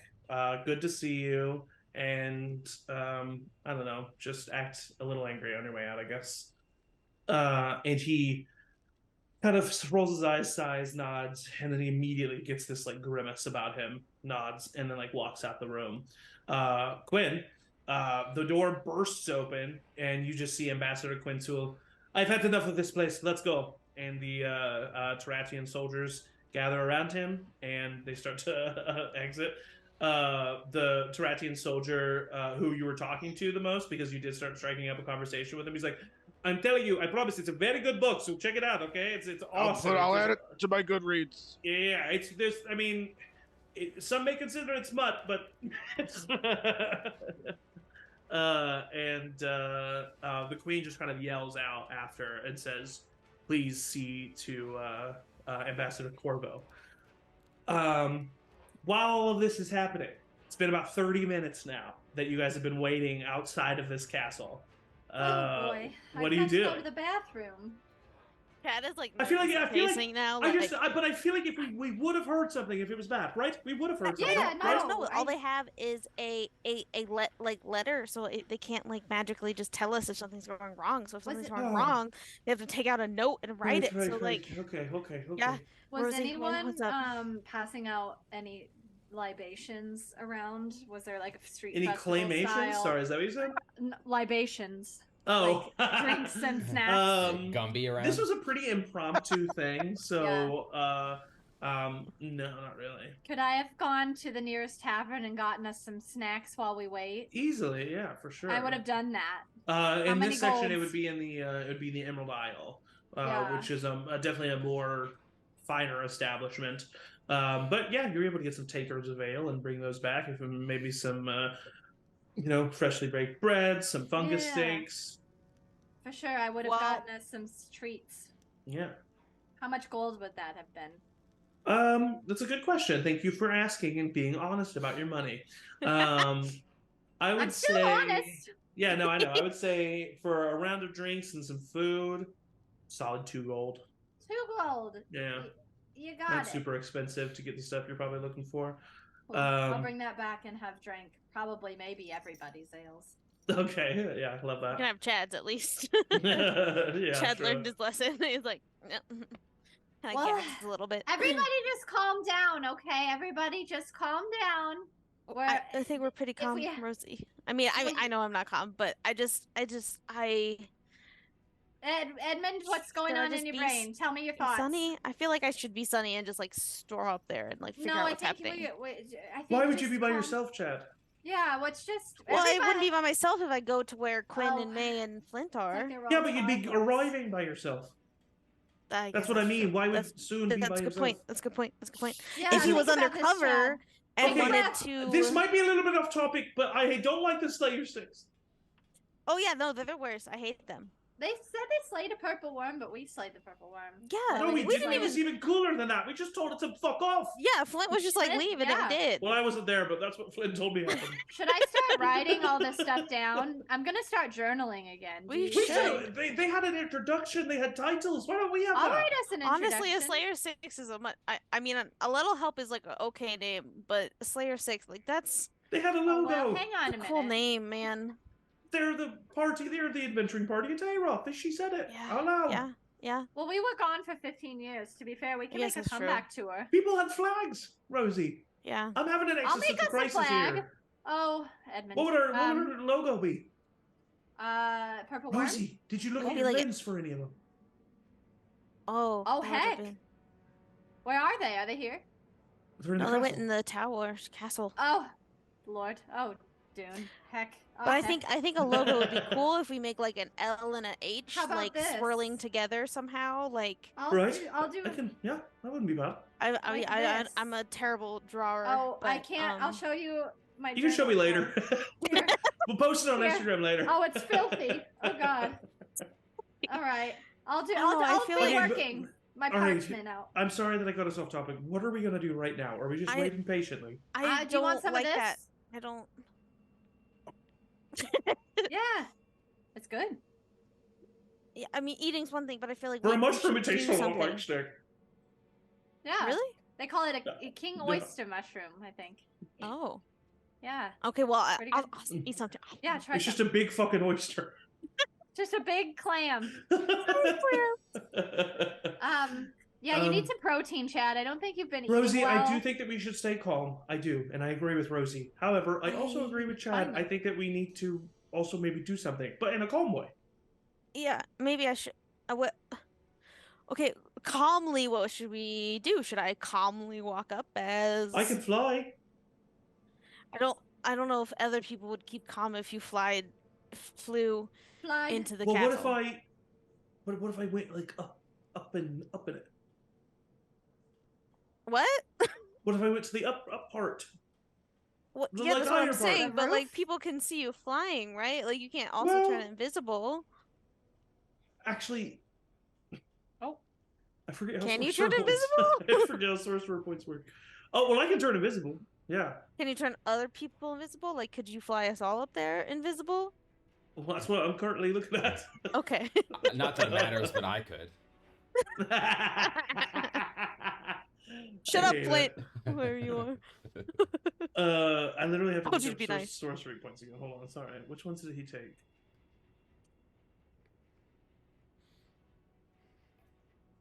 No, I'm not going to be able to do that. Sorry. Edmund, are you going to finish that? I can make me fly.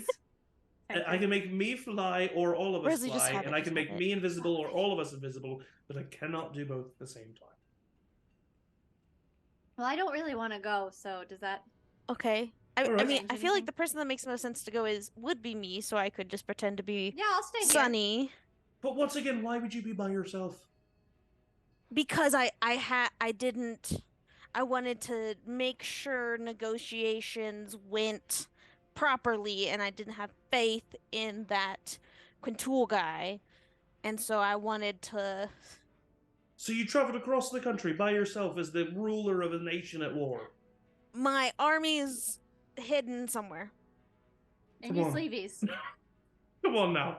I don't know. I just want to do something. I think it'd be better if we just went invisible and went up in there. Okay, great. I'll be invisible. Make me invisible. Yeah, make him invisible. I just want to. I hate waiting. I need to do something. No. They're in there. I don't know what's happening. You don't want to be invisible? No. I want Why to not? finish my I feel like snacks. Edmund, and I kind of like lean to Edmund. Maybe you should just stay visible with Rosie right now. I don't what? Like, you know, I just. They're gonna come back out here. You all just trying to make things happen. She's drunk, and I think I'm not drunk. I'm tipsy. Are you drunk, Rosie? No. You just said you were tipsy. That's kind of close enough that I don't think I'm gonna roll a Constitution saving throw, and you can tell me. I've had 3. I'm on 2.5. Uh-oh. I got an 11. All right, I'll stay with Rosie. She's pretty drunk. Oh, no, I'm not. Yes, you are, Rosie. Okay. Chad, you be fucking careful, all right? Be fucking careful, Chad. I will. I 100% will. And if fucking careful. If needed, I'll be my asshole brother. All right, don't mock me now. It's good. Right. I don't know. Is this a bad idea? Should we just wait to hear from them? That's what I've been saying this whole time. I know. Now that we're really in the moment, I don't know what to do. Oh, now that we're early in the we split the party, and we shouldn't split the party, and then we did, and we had no plan. And we have no plan. Rosie, he slaps you in the face. You don't. That's rude. You don't make fun of people. Now sober up. You're muted or something. Slap the voice out of you. I'm not making fun of him. Can you hear me? Yeah, now I can. Yeah. Oh, my air conditioner turned on at the exact same time, so maybe it was offsetting. It was a similar tone. No, I wasn't.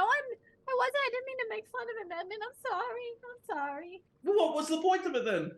Well, I just was practicing in case I needed to be No, you weren't. different, and everybody needs to be someone different. Rosie, I love you. Okay, I'm sorry. My face hurts. I didn't slap you that. Okay, I'm sorry. You could slap me. I thought it'd be a little funny, to be honest. Oh, it's really old. Chad's just watching this like... This is fun. This feels like my old days. Edmund reaches into his mouth, Oh. pulls out the loose tooth, flicks it off. Did I do that? It was coming for a while. You just don't know. I don't like that you like that. And as this is all happening, a whole half hour of this shit. the silence that was happening for them, and then cut to us, and we're like. We cut back to Ambassador Corvo making her way up with the Bahathian guard. The Slayer 6 have stayed downstairs. And Ambassador Corvo enters into the room along with the other 2 Gorahold guard who had left earlier. This time, all the guards stay. The queen does not ask them to leave, as there's nothing to hide, presumably. The queen... the queen states... I'll whisper into the urn. Very suspicious. Ambassador Corvo, lovely to meet you. I've heard a lot about you. Well, yes, I am, of course, honored and humbled to meet you as well, Queen Jewel Hamadon. Your father's prowess as a leader in ruling his countries was formidable. And she nods her head. Yes, but maybe not to your liking? And she adds a question mark to that, and Ambassador Corvo says, well, it's not that it was not to my liking, but I do feel that your ambition to help us above ground and your seeking of assistance is, well, I say that it is the marks of a more true leader, not to add insult. And Queen Jewel nods her head. Of course, none taken. So please, speak your piece, Ambassador Corvo. The ambassador shakes her head. My husband was slain in his home by a group of Taratian assassins. They were good at their jobs and knew what they were doing. And our Chancellor, Rupert Cornth, was so angered by this that the war between Behath and Tayaroth began. We did not stop this war, Queen Jewel. Nor did we seek to establish our reign and our presence by taking over a neutral civilization such as Barrington. I'm sure you've heard of the siege going on there. And the Queen nods her head. Yes, I heard that Tayaroth took over Barrington, and that Bayhoth is currently attempting to take it back. And Ambassador Corvo nods her head. Not exactly. We simply seek to return Barrington to its rightful owners, the council and the citizens of Barrington itself. The Kingdom of Tayaroth took the city of Barrington under false pretenses due to the helps of individuals that were corrupted by the Kingdom of Tayaroth itself. And we seek to return it to its rightful owner. But this is all simply to show you that we did not attack Gorahold, or we did not attack Barrington, or Sildira, or any of the other civilizations. But the Kingdom of Tayaroth did. The Kingdom of Tayaroth's reign is one in search of ultimate power. And the one question that I feel needs to convince you to offer your assistance to the Bahothian Empire is this, Queen Hamadon. What will they do if they take over Bayhoth? If they win? Will they stop there? Will that be enough to satiate them? You see the Queen half-heartedly taking all of this in, Maywin. And she kind of nods her head. It's a good point, Ambassador Corvo. It is. And I will consider it greatly. I will tell you the same thing that I have told Ambassador Quintul. You will expect an answer from me regarding the assistance that we will offer or not offer within a week's time. Ambassador Corvo nods her head. I can ask for nothing less. I simply humbly ask that you ask yourself what side of history you would like to be on. And Ambassador Corvo kind of clears her throat. Now, to change the subject, the Slayer Six, as you know, agreed to help Bayhoth in this matter by being of personal use to you. Now, I must say, the Slayer Six do not represent Bayhoth entirely. They are a private company. They do represent themselves. But let's just say they owed me a favor, and they were willing to help out in this situation. What can I tell them that you are looking forward to them completing? As you know, I'm not sure if you're aware, but the Slayer Six are currently looking for the 4 primordial hearts. And the Queen nods her head. Yes, I've heard of the myth of the primordial hearts. Corvo tilts her head. Myth? I can assure you. I've done much research, spent a lot of time. The Slayer Six have informed me, at least. The primordial hearts do exist. And I think they would be of great use in the right hands. Queen Shul nods her head. You're asking for permission to explore my mines. You've heard of the Rusifta Ruby's existence in a temple of Malar. I have. But I do not think the ruby would exist in the temple itself. I just think that the temple would be able to point them in the right direction, perhaps. But that's neither here nor there. Your permission of that aside, they are still here to help you and assist you. And the Queen nods her head. Will they be willing to wait here, staying in Gorahold, until I have decided what to do with them? Ambassador Corvo nods her head. The gift is for a week's worth of their time. At the end of the week, they will return to wherever they would like to return to, and I will have your answer. And the Queen kind of nods. Yes. Yes, that'll be the case. And Ambassador nods. Thank you very much for welcoming us again, and I hope to hear from you perhaps sooner. And the Queen nods her head and says, You are welcome, Ambassador Corvo, and I do wish you a good, safe travel home. Ambassador Corvo nods her head. And Ambassador Corvo leads with the Bahathian Guard. After enough seconds to just like let the ambassador and the Bahathian Guard like get away, the Queen stands and goes to the entrance of her study. She takes off her crown, hands it to her servant, and she says, I'm quite exhausted. I would like to retire to my chambers. We will speak more on this tomorrow.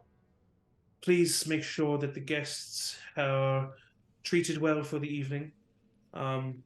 The envoys will both be staying here for one night, but the Slayer Six will need a week's worth of lodging. And the servants and guards kind of nod. Maybe when I'm assuming you're like making your way back to the door. I get out as soon as I can. Maybe just pause to like hear those last words that she says, but yeah, I'm out. When you feel like an itching as like a little spider crawls on your neck and goes into your armor. Corman kind of looks over at you, Quinn, and says, all right, well, that's pretty much us for the day. Great. Where are you guys hanging out at? What you got going on? Oh, a couple of us might make our way over to Stalagmites. Mom, I hear hear they got some good jazz over there.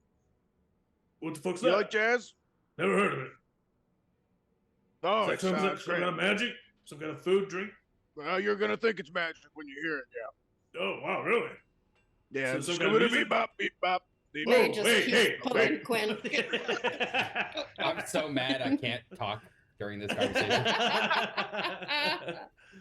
All right, well, just probably report to, barracks, and they'll debrief you on your first day. Good job. Thanks, I appreciate the opportunity. Of course, yeah. All right. And he Ciao. starts to walk away. Where do you go, Quinn? I think we pretty much got what we needed to do in here, so I'll just head out and leave. I'll try to find a moment to write in Chad's note and just say like, it went swimmingly, we're leaving. Okay. Chad, you, Edmund, and Rosie are, Rosie is drunk. Edmund is maybe like drunk on panic.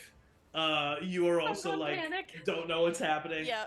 This second meeting didn't take nearly as long, so after about like 10 minutes, you receive a in your chest.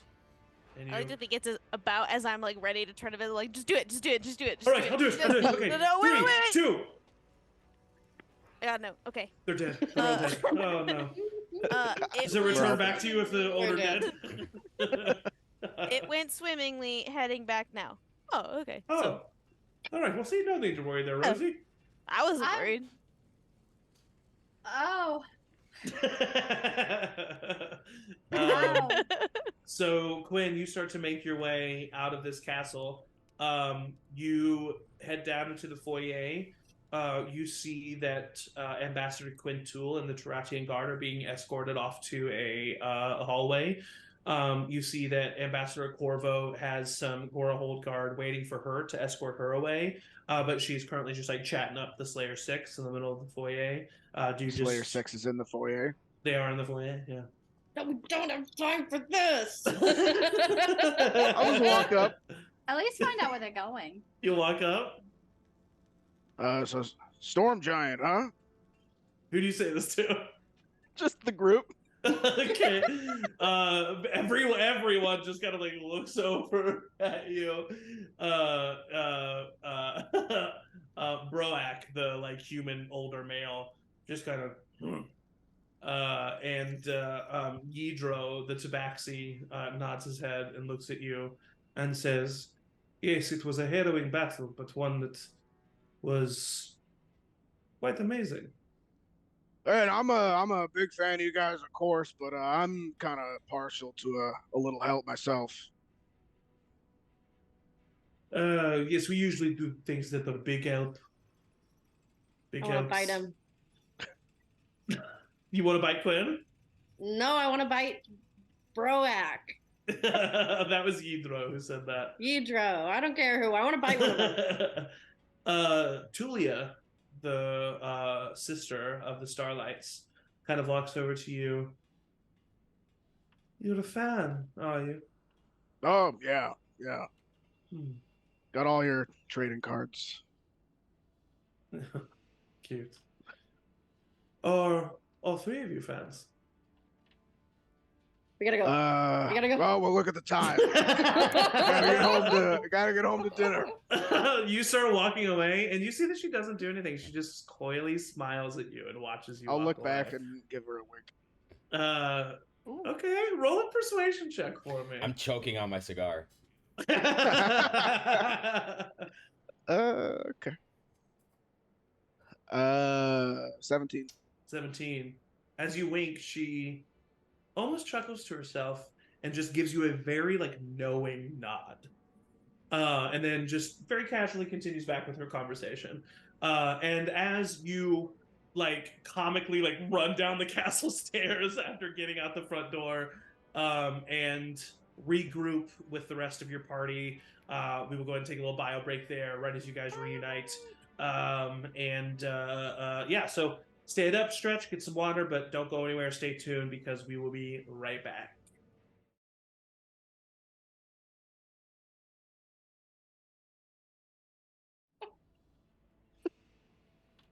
Hi, everybody. Welcome back to Charm Persons. So good to have you here.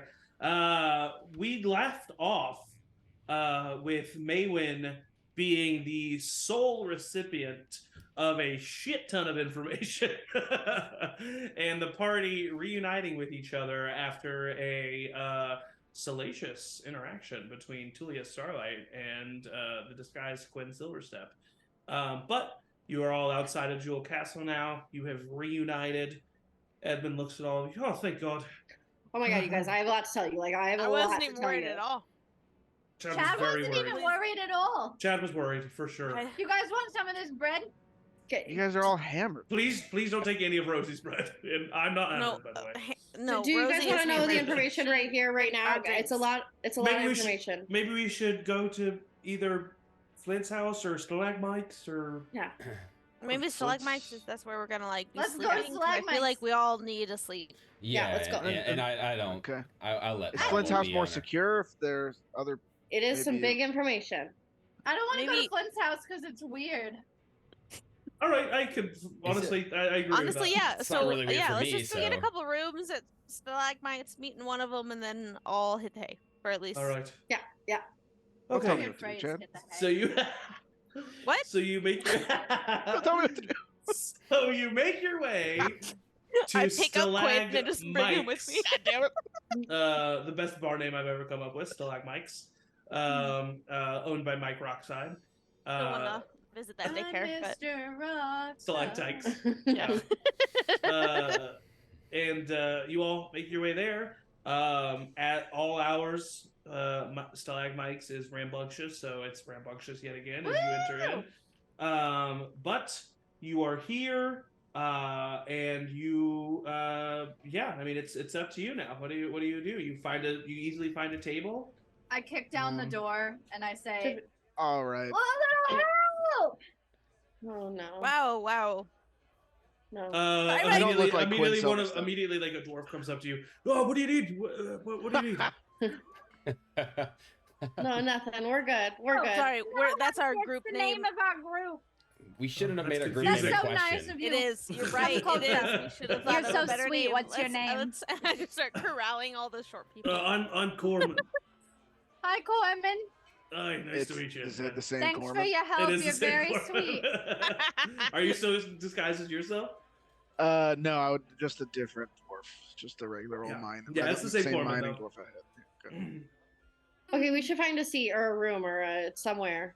Okay. Maybe a room. Maybe a There's room. one. Room. Oh, No, I was gonna say a room. How Room. much? Well, let's go see how many rooms Mike has, and then we'll figure out how we divvy up. I'll get the rooms off. Mike knows me. Mike! All right. Mike looks at you and is like, yeah, hi, how you doing? Good to see you again after our escapades yesterday. Flint! Yes. I was about to reach for another gold. Right, yeah, Flint. Yeah. So we got a bunch of us here. There's probably a good 6 of us that were looking to grab a room, and just so you know, you can put it on the tab. You know what I mean? Right. We've got one room available. We're pretty full up. That'll do. We'll take it. How many beds? 1. King? Yeah. We can make that work. That'll work. That'll work for like 4 of us, I think. All right. So you want me to put it on whose tab? Mike, come on. You know. Mike is looking at Quinn like expectantly. We spent like a couple weeks in a hole together. And I remember you pledged your life to me. Oh. That true? That didn't happen. No, that didn't happen. That was just a joke that only Insight us check dwarfs would. on him. On who? On Mike. Sure, go ahead, roll an insight check. It did happen, I bet. Okay. Oh boy. 14. No, Mike's either confused or it didn't happen. I like nudge Quinn a little bit more. I'll hold up a gold. He doesn't even like do this subtly. He goes, Oh. No, we want to go down. Ooh. He wants more gold, Quinn. I'll hold up another gold. Sorry. I'll just point at Quinn and go upstairs. 5. You put up 5 fingers. I put 5, but I point at Quinn. Worth 5 gold to me. Get me. He's still not paying attention to Flynn and looking directly at you guys, being like, "Do we got a deal?" Yeah, it was a great time, buddy. Who are you talking to just then? Quinn. Oh, okay, I know Quinn. Okay, that checks out.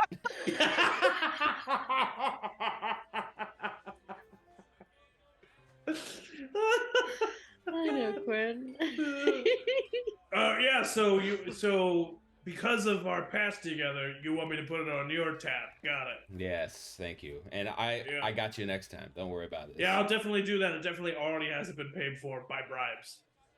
Okay. Well, all right, let's go up to our room, you guys. To the room. All right. Can you send I want to pay for their drinks, and I'll point to like Corman and the other guards. Just like put it on the tab. Put it on. Oh yeah. Okay. Yeah. Sure. That's nice of you. Put it on the tab. Do you need a key? Yeah. Yeah. Okay. Yep. He rolls his eyes. He goes over to a backboard with a bunch of hooks that only has 1 key left. He pulls it off, throws it at you. All right, there you go. What room number? We'll figure it out. He points to the key. It says 11 on it. 11. Let's go. And you all head up to your room. It is a ramshackle, not very clean room, but it's tight and cozy, and there's a bed in there and a little nightstand with nothing in it, and no windows. It is completely within a stalagmite, so it's What was that other inn a show mentioned that maybe we could check out if there's I think No time. space? right? No time. Okay. So Dibs on a pillow. Oh, just for later. Yeah, but yes, sorry, May go. I have Crack so open a much bottle to and say. take a Please. swig, Yeah, hand it to let's Rose. go.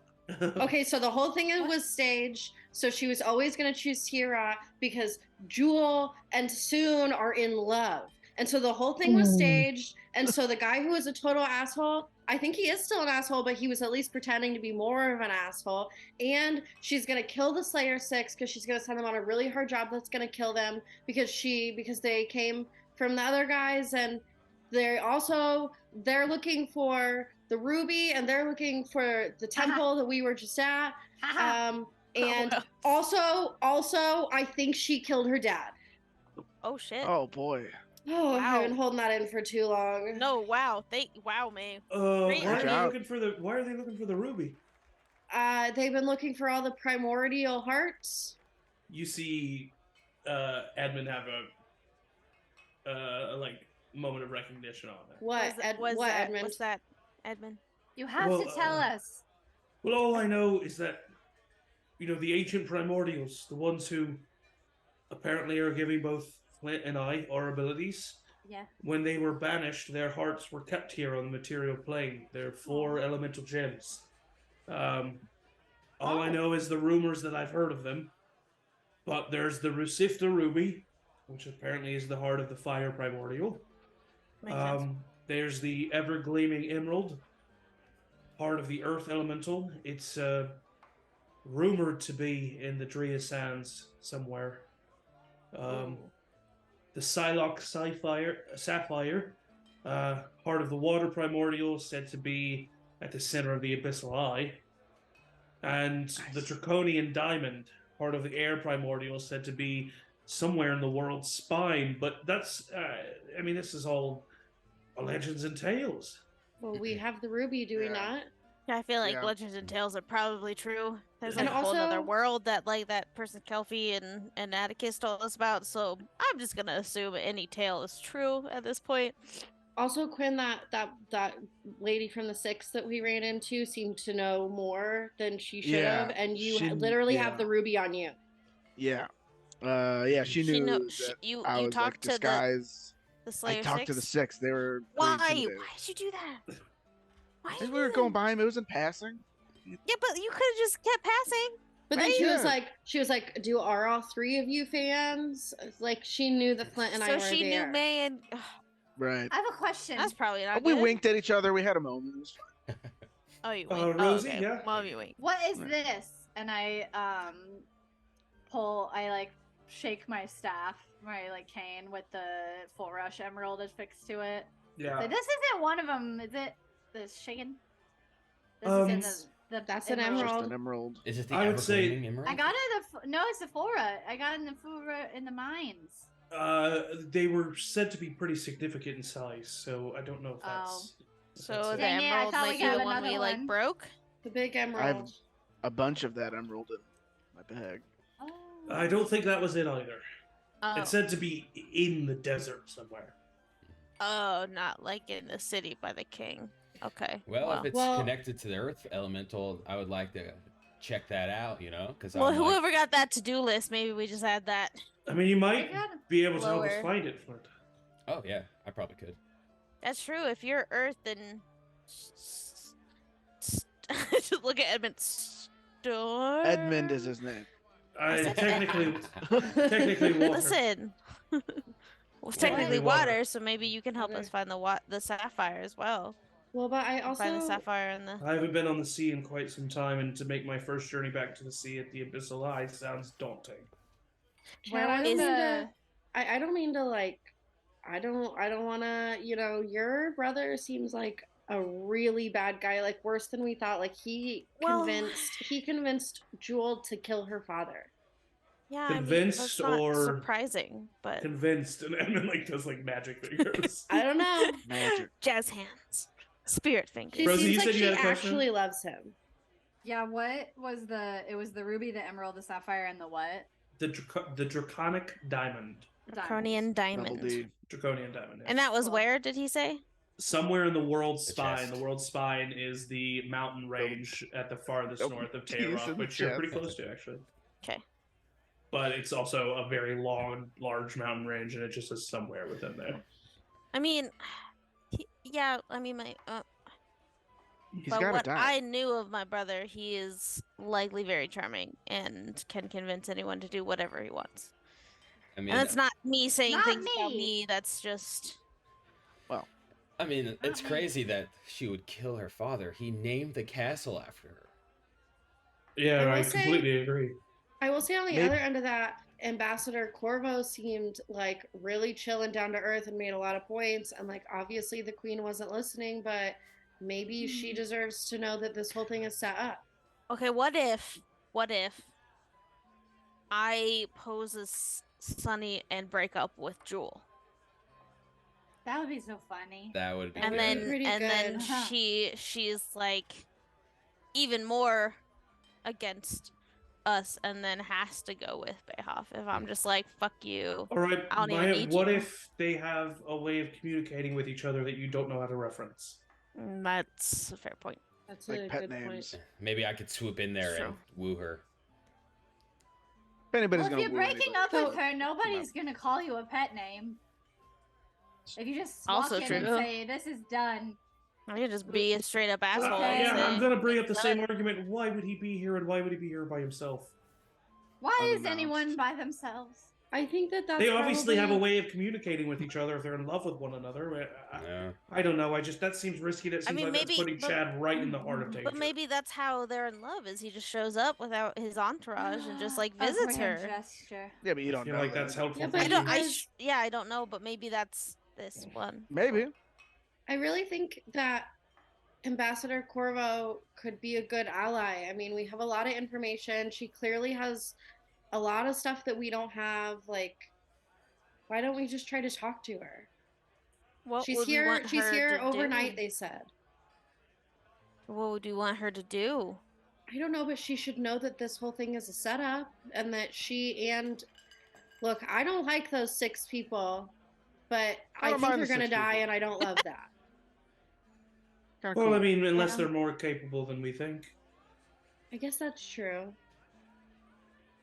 But Is there? I mean, I understand though. I don't want to see innocent people get hurt.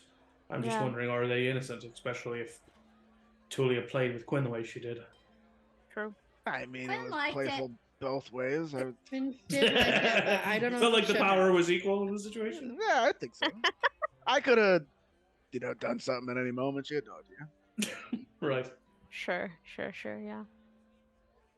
I do stuff. Oh. How do we get an audience with Corvo? Or Corvette? What's her name? What's her name? Mattia Corvo. Mattia. Corvo. I'll talk to her. Mattia. Well, Well, I yeah, mean, I think Just we like should how do we rest- talk to her? Is the I think we could knock on plead the our door. case once we do. Just knock on her. Yeah, I'm an unassuming presence. I Well, am. Well, how are you Quinn, supposed didn't to? you- How are you planning on getting into the castle there? Right? That's mainly my question. Is she's in the castle? Quinn, Hanging didn't you out. Got in befriend some before. guards? Yeah, I got some good I- buddies on the inside. I could be here as a. I could. Is there a temple in the castle? Most places have temples to do, and if that's what you're referring to. Yeah, I need to. I mean, maybe on. I'm still a deacon. Yeah, but You are maybe the- also we sleep on it, since I mean, Rosie, you said that you couldn't Yeah. do any sending anyway, so like We Oh, should well. sleep. sleep they on said it she's and here then overnight, so we could Here sleep till and tomorrow. still. Let's Morning get up, right now. Get up early. I'll go Yeah, back to we my could house go- and sleep since it's We could crowded go here. this evening, right?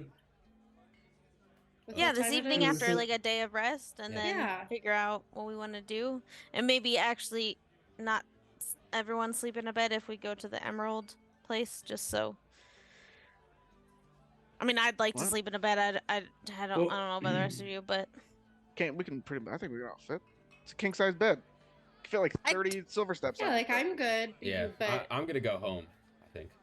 I do feel like Quinn Yeah. and I paid for the room, so maybe. no, we'll- I'm not Apparently. saying, but Actually, the room I was feel like comped. maybe. Yes. Yes, it was. Flint, it's getting really expensive to keep up with your habits. I don't know what you're talking about. I got this room for free. Okay, Thank you. you're welcome. Well, I don't want to split Edmund up, clearly seems uncomfortable. but I feel like. I mean, I can sleep on the floor. I guess. Well, It's fine. Flint's going home either way, right? I'll sleep on We're the floor. splitting up either way. I mean, you Fair. guys can come sleep at my place. I guess it's not technically my place. Yeah, I don't think I want to impose. Yeah, you know what? I on didn't really Paul. want to say anything, Flint, but I honestly wonder if going back to your home to sleep is a good idea. Yeah, That's like a where great would idea. you sleep in Yeah, Shale's room? In his Yeah. bed. I'll You just- could I- hear things you don't want to hear, Flint. I'll sleep on the couch. That's how it used to happen anyway. Oh well. Right. I mean, Flint, you do what you feel is needed. I think I'm just gonna go check out this other emerald place. Maybe there's other people we can talk to. What other emerald place? Is that another tavern? Yeah, it's the place that Shale says he would go to that is a little bit more upper class, called the Emerald Isle. Yeah, the Emerald Isle. Fuck this place then. I don't want to like bash just pure room availability. You know, You made me pay 5 gold for this place. Yeah, that's what I'm like. Maybe I we can didn't get make you a do refund anything because he can still rent it out. Just so you know, I don't think I can get the room for free at the Emerald Isle. I'll try, but that's fair. I mean, I think we can pay for a night. It'll probably just be like a couple silver anyway. So I'm about to pass out right here where I am. So can we decide? Asleep. Rosie's.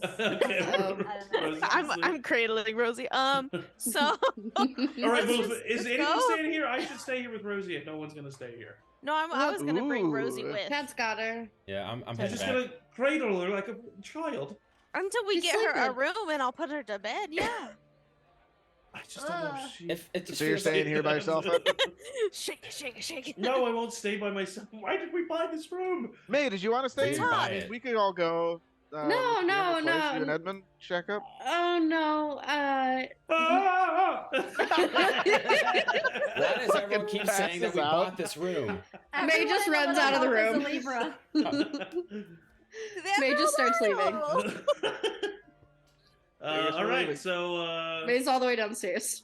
You follow the gray brick road to the Emerald Isle, and you see that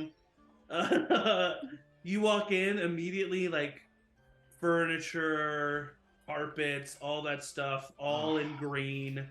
And here, I'll take it to. It looks like this, except a lot more green. There's there's emerald chandeliers that are like hanging from the ceiling. Each table has a glowing emerald on it. Quick glance lets you know that like the very public emeralds aren't actually emeralds. They're just like glass made to look like emeralds. But you walk up to the bar and you see who Flint knows to be Rhea Rockside, Mike Rockside's sister.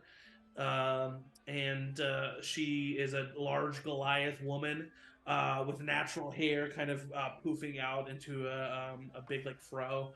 And she has this long green deep emerald dress, and she is standing behind the counter because this is a you walk in and there's like this main desk and there's like a bar area. It's like a hotel almost. It's like the bar area is like off to the side, and then there's the main like concierge desk, and then there's like the rooms that you can go to. And so she's standing at like the main concierge desk. Welcome to the Emerald Isle. Hello. Hey, hello. Remember me? I'm back. You're on your own, Flint. Do I remember you? Yes. I'll give you one hint. FB. How many rooms do you have available today? I apologize. I don't remember. It's Flint. Flint Boulderbender. Rooms. We have 2 rooms available. I spent a couple weeks in the hole with your brother. A lot of people are here with the envoys, and so that makes sense. not all of them can stay in the castle. Sure. But they are our 2 suites. Great. I will take them both, honestly. Oh, really? How many beds? Yep. Each suite comes with 2 bedrooms. King? Well, there's the Dwarven King, and then there's the smaller King bed in each room. Yes. How's your mother doing? Smaller than a Dwarven King? I'm sorry, I'm a little confused. Is the Dwarven King bigger or smaller? For the Dwarven King is bigger. Then there's the regular. Then there's the regular King, and each suite has both of those. My mother. One of each, got it. I don't know. I'm sorry for your loss, or whatever the situation is. How much for each room? Yep. Mm-hmm. For each of our suites, that will be 5 gold per evening. Jed? Just gotta like look at Quinn. Yep. Here's 10 gold. Oh wow, amazing! And she kind of like waits. I believe tipping is custom.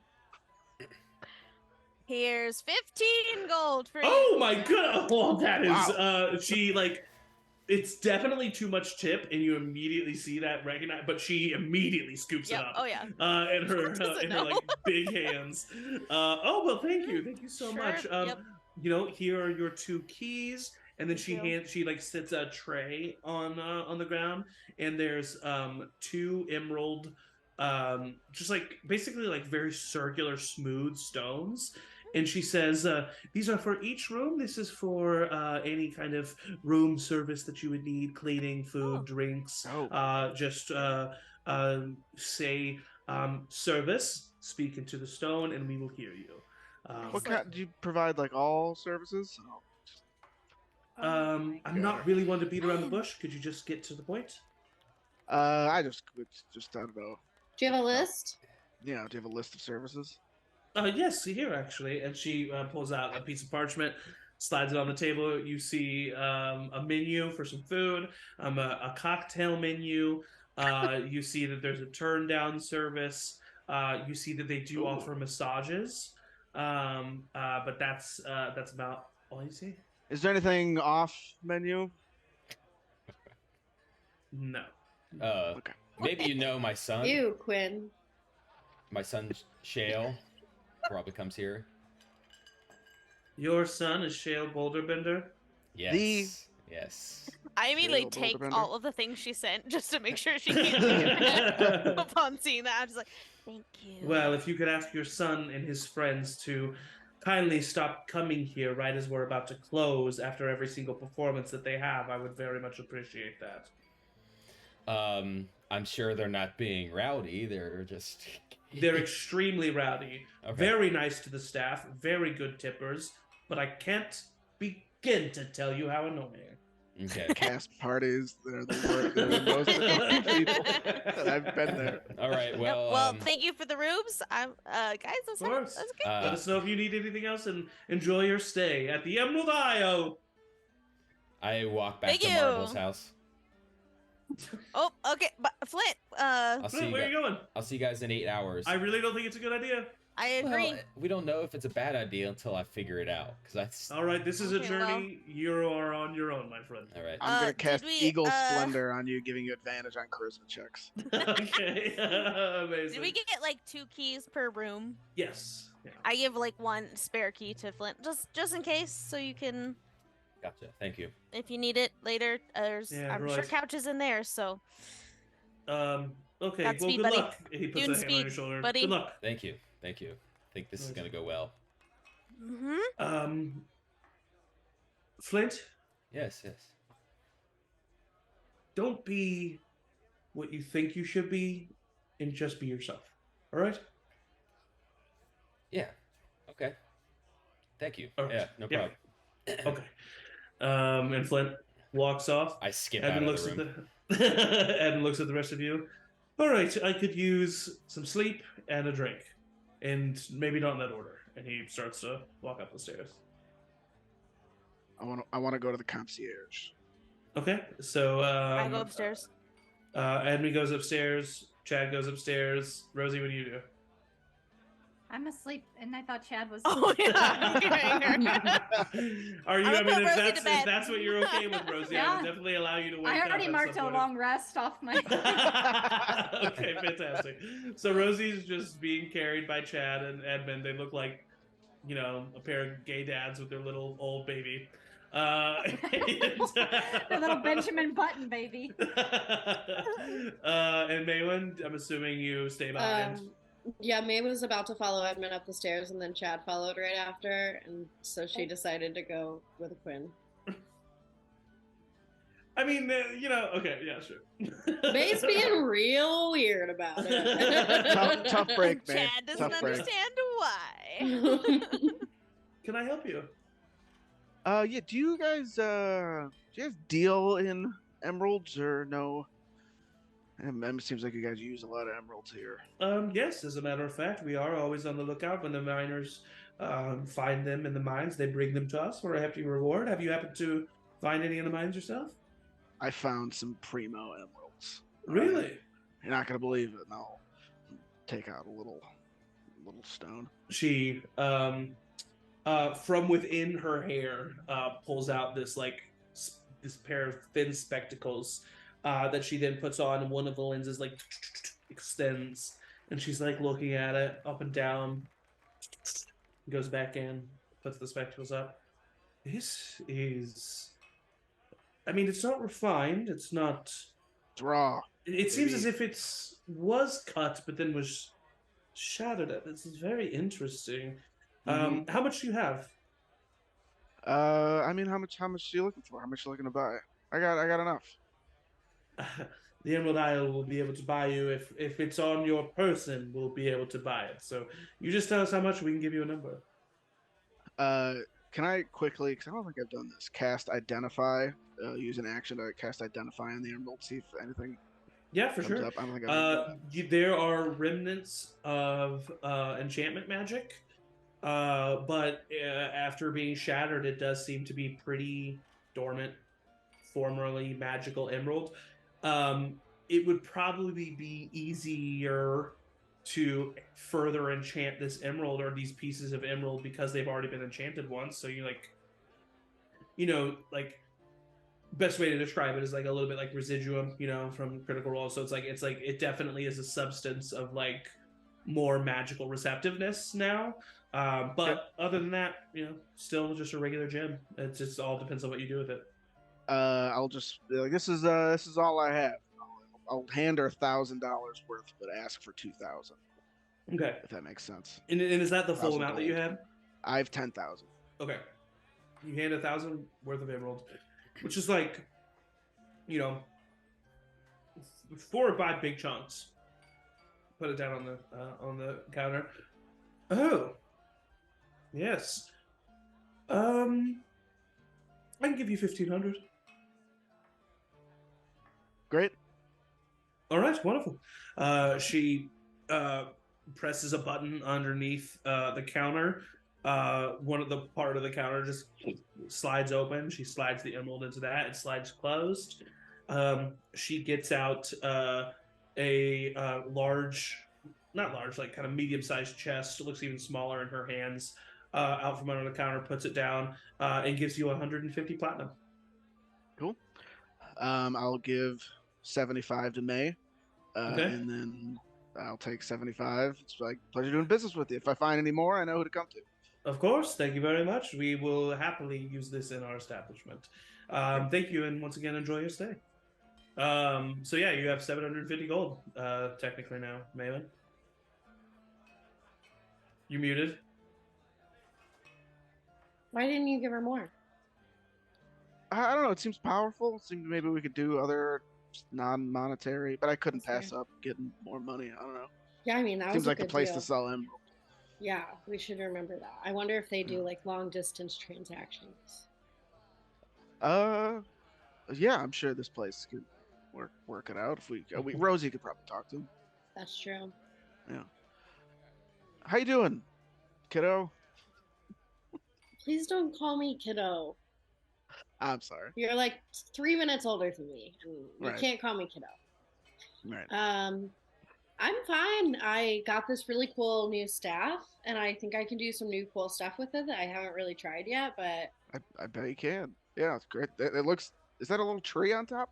Yeah, it's like a little tree, isn't it? Kind of cute. It's like That's awesome. Turns into the tree. And actually, as you like pull out the staff and look at it, since some time has passed, the tree has gone from like a full bloom in summer, and the leaves have started changing to like an orangish yellow color as it goes through the seasons itself.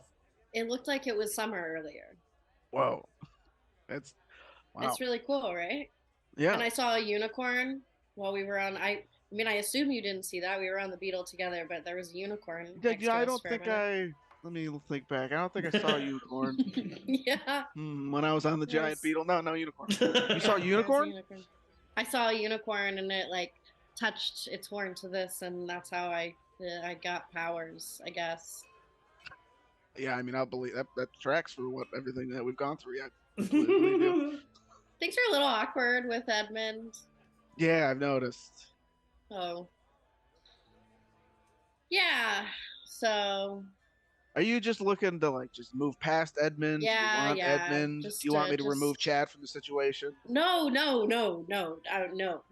I'll start cracking my knuckles. No. It's the just least weird. physically tough party member, most likely, like even less than May. Oh yeah. Yeah. Yeah, no, I'm just weird. I'm weird. I feel it's weird.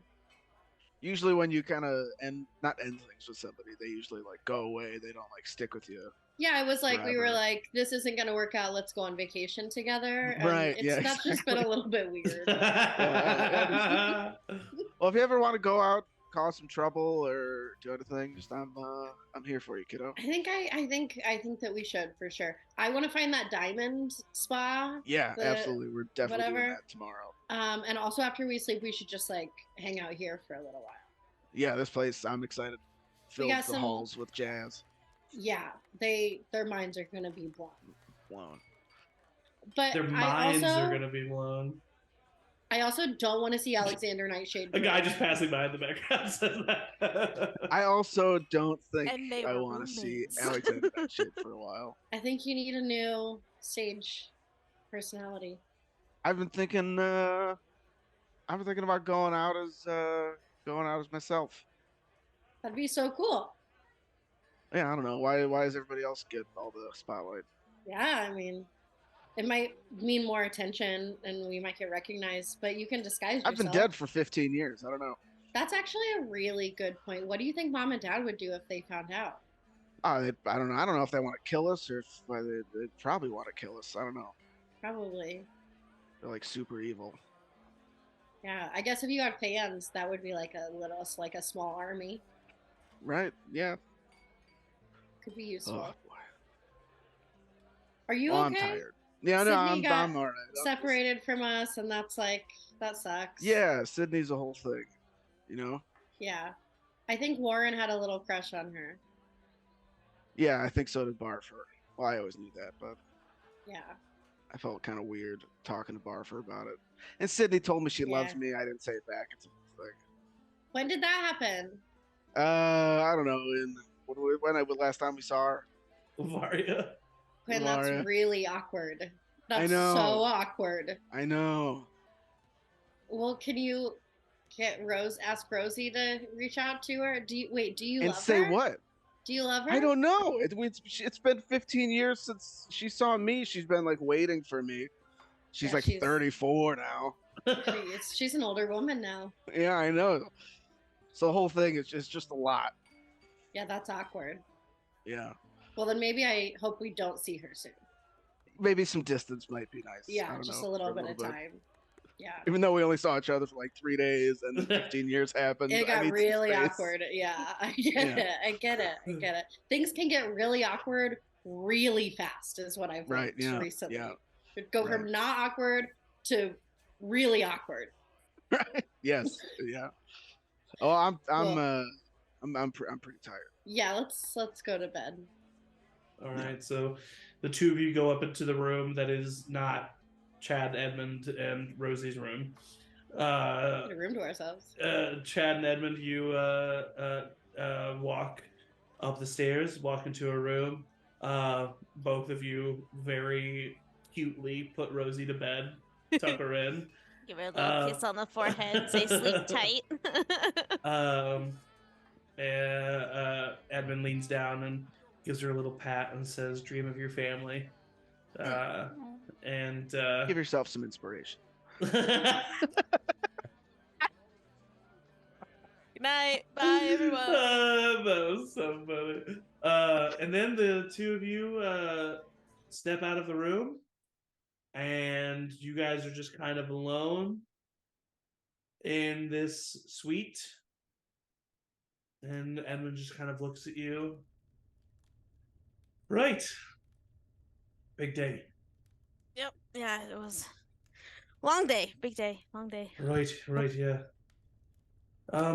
It's so weird the sun not like I just feel strange. I have no idea what time it is. Yeah, like right. I don't know how no concept. Yeah. Yeah, I don't. I guess he has really good internal clock. That's probably it. Right. Yep. Listen, I know you really wanted to get some rest, so you can have the room, and I'll sleep out here on the couch. Yeah, I feel like maybe we should talk first, if you're not too tired. No. If you rather sleep, we can talk in the morning. And no. I think maybe we should rip the bandage off of this, perhaps. Yeah. I feel like I said quite a bit in my response to you. Yeah. Yeah. So maybe the ball's in your court right now. Yeah. Yeah. Let's sit on the couch before Flint needs All right. to sleep. Yeah. Yep. And he goes and he sits on the couch. He shoots a lightning bolt over to the fireplace. It flares up. Magic. It's just wow. It's not bad. It's not bad. Yeah, it's really useful. And so I just want to be honest with you. I've had flings but not a relationship before, so this is new territory for me of like date this and all of that, and so I feel like I need to say that first, just in general, but all that to say that's because that's what I wanted previously, but not necessarily what I want now, and I don't know if that's a smart decision with everything that's happening and all of that, but finally coming back to my parents, I want what they have, and I don't want a casual fling, and I want you know, but yeah, right. I feel like that's hard in where we are right now. I mean, I'd love to just take you on a date and learn about Captain Edmund and your time on the sea and learn about your sister and all the things you told me about, but I also feel like I need to know where you left things with May and that. And right. Maybe we start there.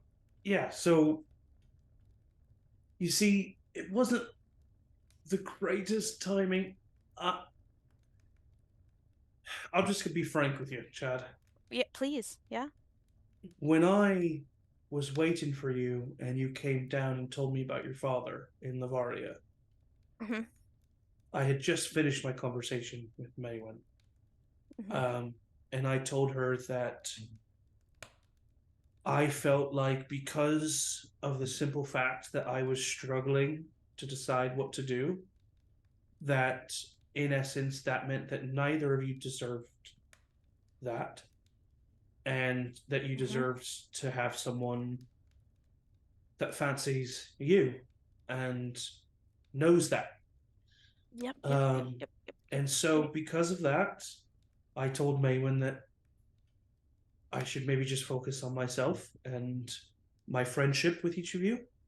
Sure. And I told her, and I promised her, that I was going to say the same thing to you. And then you came down and told me of your father. Obviously, I didn't want to say it then.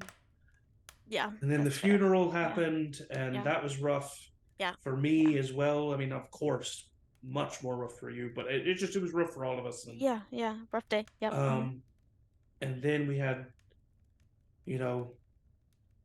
Malachi's trial, and then Wolfram, and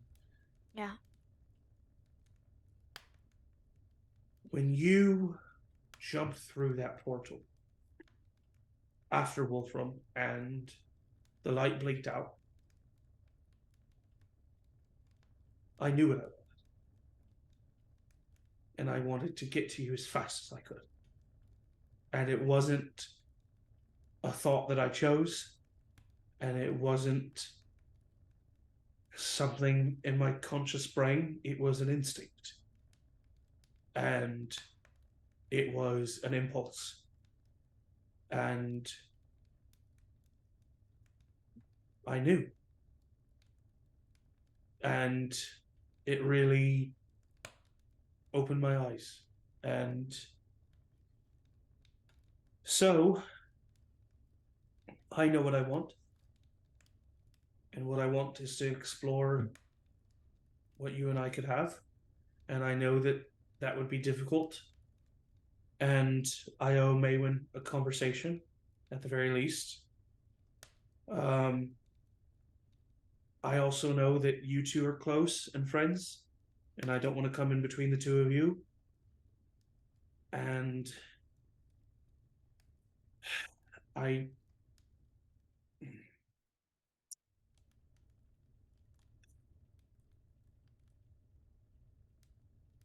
it's awkward and awful and weird, and I've never known. And you see him like stop for a second. I've never known feelings to be anything other than chaotic and bad timing and all of that. So that's where I stand. But no matter what you are about to say, what I said and what I have said since and what I am about to say now is what I mean. I have your back, Chad. Always. No matter what is decided. And do I have feelings for you? Yes. Do I want to explore them? Yes. Is it going to be the end of my world if that is not something you want to do? No. I don't think so. And so I just know I want you in my life. And hopefully you want to be in my life in the same way, but if you don't, hopefully you want to be in it at all. I want to be in it the same way. I can tell you that for sure right now. I do think that timing of everything. Wow. It's really bad, I know. It's really, really, really sucks. And I think I don't want to jump into anything, and I don't want to rush anything, and I think at least both I think you and I need to talk to May, and maybe you first. Right. If there was a promise involved, I don't want promises. Well, I mean, I will say I fulfilled my promise. I did tell you what I was going to tell you. And when I promised it to her, I meant it. And yeah. I hope that she could. China, I've got to be honest with you. I'm terrified to talk to May. And I don't mean this to be a slight to you, but she was there for me when I came back. And she was so kind. And she is so kind. And the fact that she shares blood with Quinn is simultaneously baffling, and that also makes sense at times. Yeah. But she is, no matter what my feelings for her are, she's a light in this group. And I'm so afraid of losing her friendship. And I wouldn't want you to lose a friendship like that after everything that's happened, and again, timing of just everything that has happened more recently. Of I that's why I think not necessarily we need to pump the brakes, but maybe we just let that happen, and then at the very least we don't need to go about flaunting anything. Exactly. He very gently reaches out and grabs your hand. I'm glad that we had the time to talk. Yeah, me too. And I'm sorry, as I said in my letter, I'm sorry for everything that's happened, and your feelings of being an outsider, and it's okay. All of that. Like I said in my letter, I let it affect me more than I should have. And I should have been more understanding. And, you know, my life's really nothing to share anyway. But that doesn't mean I won't. It doesn't mean I don't want to know. Also, I just get really cagey around Flint because I think he wants to steal my powers. Hey, I mean, to be honest, I tried to talk to him a little bit about how much of an asshole he seemed to be being for you, and I don't understand his pissing contest fully, but You talked to him on my behalf. yeah, him and Quinn. I kind of just told them both to stop being such an asshole to you. You see him kind of like look down, and he kind of sniffles and gets a little choked up. Thank you, Chad. Yeah. I mean, my feelings aside, like, you're part of this group, and we'd be stupid to turn you away. And their feelings are stupid and dumb and misogynistic, so. Right. Thank you, Chad. And, you know, like you said, I don't want to rush anything, and I don't want to just jump into anything. I don't want to hurt anybody's feelings, but I'd be lying if I said that, you know, part of me was not excited. Yeah. And, you know, maybe we'll wake up before everyone tonight or this evening, whatever time it is, and maybe we'll have the little mini date before we go wherever we're going next. That'd be nice. I do feel like maybe is it crazy if I just want to go talk to Maywin now and just kind of keep this motivation and this energy going? If that's what you're feeling, maybe. But I mean, it's really up to you. I don't, like I said, you were there for the conversation. I wasn't, and right. I wasn't fully even aware until now. So it's, I mean, Quinn is definitely gonna be there, and. Well, right. I would ask for some privacy, and I would hope that he would... I'm not saying say this in front of Quinn. I'm just he's gonna. I don't have to. I thought maybe it would help if this has been such a healthy conversation, and then it's reminded me how good communication can be for relationships, and I really just kind of want to continue. Yeah, I mean, I would say go for it, but it's really up to you if you feel ready to do that. Can I ask you a very blunt question? And I want to preface this by saying I truly, truly don't mind the answer. Yeah. Where do I go when I come back?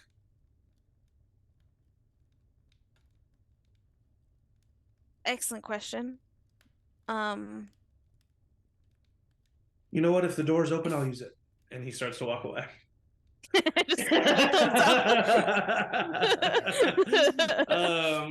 as that happens, we cut back to the Boulder Bender house. As Flint, you knock, walk right in. What do you do? Walk right in. You won't believe the night I had last night.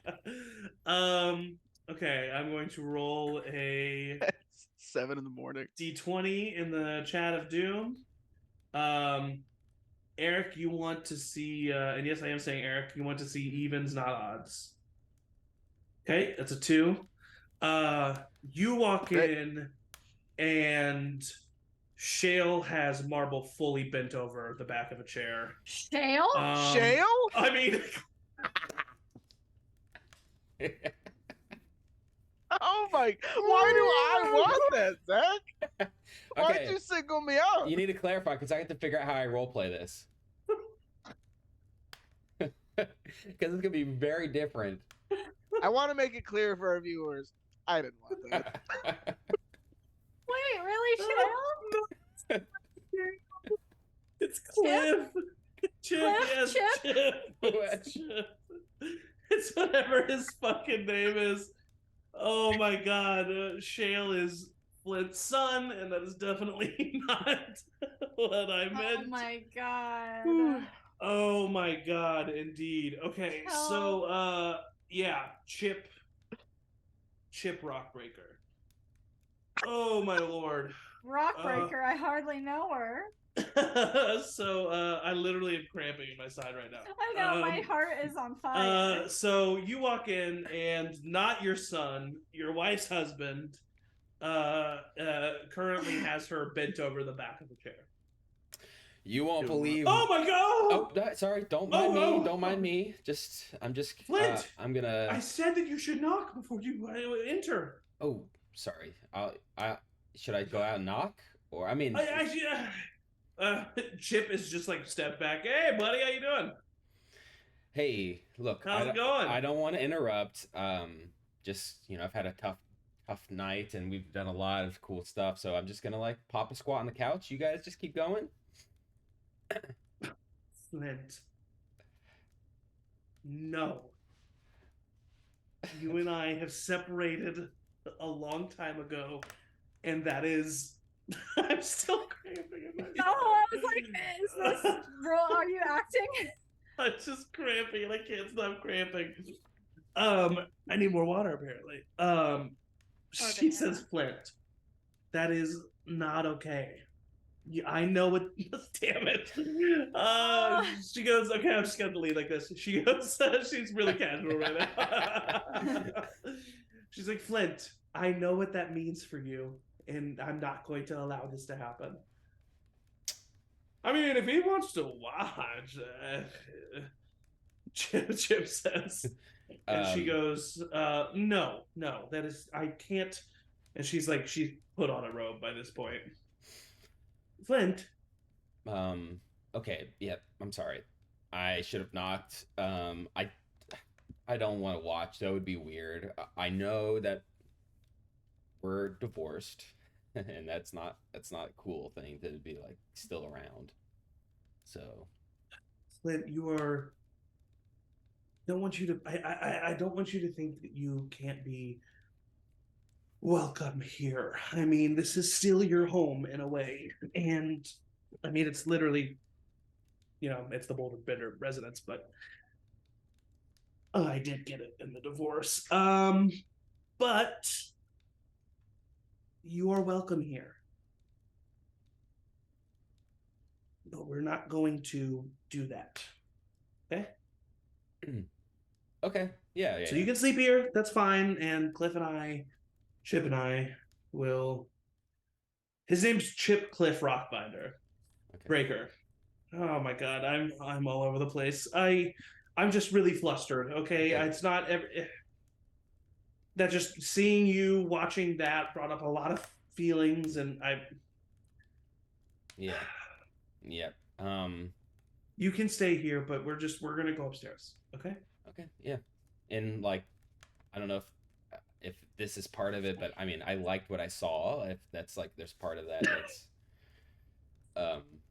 I don't have to be embarrassed. I'm not judging. Like, I'm not embarrassed. Okay. I'm cramping currently in my side. He was really giving it to you. I hate him. Oh boy. Good night, Flint. Good night. And I guess good morning. Thank you. Yeah. Okay. Really, honestly, in the morning too. Chip looks at you and gives you a big wink. I'd be done for the week. He walks over. All right. Okay, that felt good. And the two of them start to walk upstairs. Sorry, go ahead. I just lay down on the couch. Put my hand behind. Roll a persuasion check for me. Okay. I'm gonna say at advantage. At advantage because you have Eagle Splendor for an hour. Oh yeah, there you go. 21. There's a moment going up the stairs where Marble turns back and looks at you, and you see her cramp in her side. God, I don't know why this is happening to me. It's a constant one. I need to stand up. She looks back at you, and you see this moment of longing for a brief second, and then she just shakes it off and continues up the stairs. I kind of smile to myself, and then I listen very hard.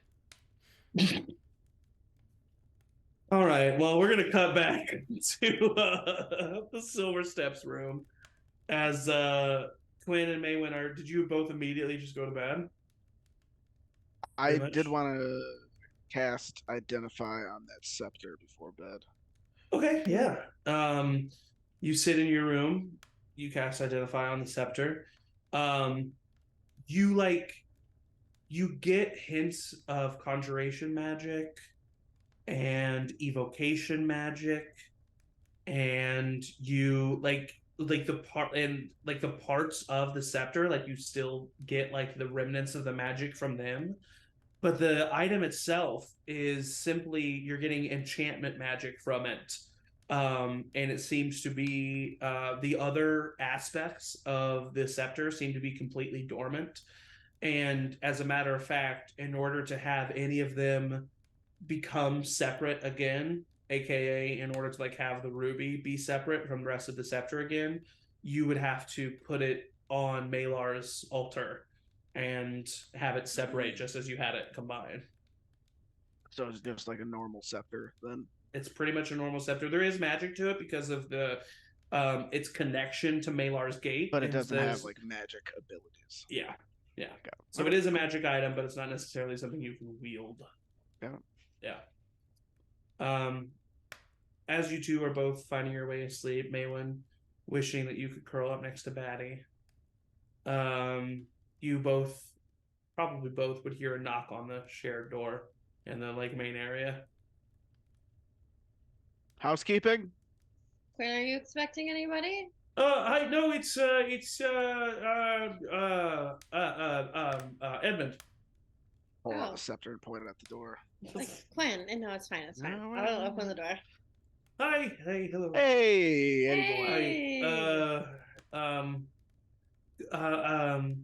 I was wondering if I could speak with Maywin. Sure. He kind of looks over at you, Quinn. Yeah, you have my permission.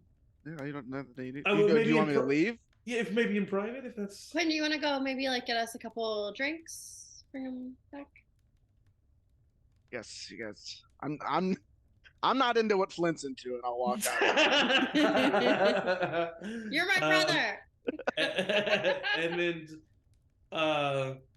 very similarly, shoots a lightning bolt over the fireplace in the main area. Would you like to take a seat down? Son of a bitch. Sure. Yeah, sure. He immediately leads into kissing. I'm just kidding. This just got real weird. Maywin. Edmund. I owe you an apology. I'm sorry for the way things were left between us. I felt like I made the right decision. And then I promised you something. I promised you something that I did keep. I kept my promise, but the intention behind it was not the same. And that's not something I could control. But it still happened. And I owe you an apology for it. I'm just gonna go with this and just keep talking. When you and Chad, God, I just don't know how to say this in a way that doesn't. You picked Chad. I knew. And Edmund, look, it's like, that's not the big deal. It's really not. But like, I'm sure it's my own fault, but I've been second choice. Maywin, No, let me talk. I had a crush on our childhood best friend, our whole childhood, and I never even told Quinn, let alone telling him. I finally got over that just to run into him and have him still asking me about Sydney. I saw Warren after lots of years, and he basically straight up told me that he would prefer Sydney, but that since I was around, I would be a good second choice. And then I don't know. I maybe took a little bit too long to come to it, but thought that I had feelings for you, told Quinn, which is a big deal. And it was really okay for you to not want to be with either Chad or I. It was even okay for you to want to be with Chad. But for you to tell me that you didn't want to be with either of us, and then everybody in our party see that that was not the case, that made me feel pretty stupid. Maywin, I know you might not believe me, but I'll swear on anything you want me to swear on when I say that when I told you those words, I meant them. And then Chad came down and told me his father had died. And I couldn't tell him that I didn't choose him then. You have to understand that at least. And then everything happened, and when the battle happened and you and Chad disappeared, once again, I felt myself immediately worrying for him, and it's not that I wasn't worried for you, and I would hope you would know that. Maywin, this is not something I can control. I know. You are a person who loves, and you love hard, and you know what that feeling is, and I would hope that you would know that I would never choose to betray you in this way. I would never choose to lie about my feelings. I didn't want this to happen. I just came from telling Chad how petrified, absolutely petrified I was of talking to you. I don't want you to be petrified to talk to me. Maywin, you mean so much to me. Fuck anyone who would make you their second choice, including me. They don't deserve you. You are Quinn's first choice. You are Batty's first choice. You are all of our first choice, and it may not be in the way that you thought in your head that it could be, but Maywin, I would come to no one before you if I needed a kind heart to listen to, if I needed advice and wisdom on what to do. I'd come to you before I came to Rosie. I don't know if you've noticed it yet, but she's kind of gone off her rocker. Yeah, I've been talking to her. It's cool, and I think it's for the best, but Maywin, you are a calm, shining light in this group. And the fact that I could have done anything to diminish that shatters me. I want to do nothing but exalt you for who you are, which is an amazing woman and a good friend. And I'm so sorry. I'm so sorry that I polluted our friendship with this situation. And I may never be seen the same in your eyes again, and that's something that I have to deal with. But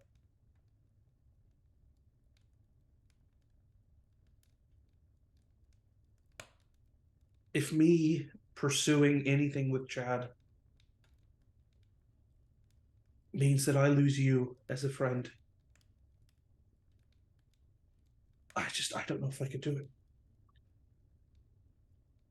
Edmund, I want you to be happy, but whether that means pursuing Chad or not, I need some time. And it doesn't really make a difference to me what you do in the meantime, but I need some time.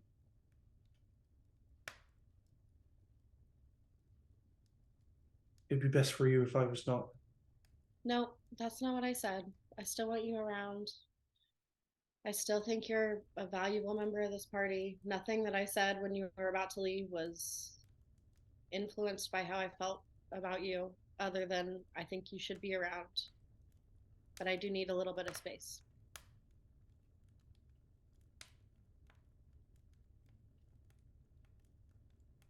And I do want you to be happy.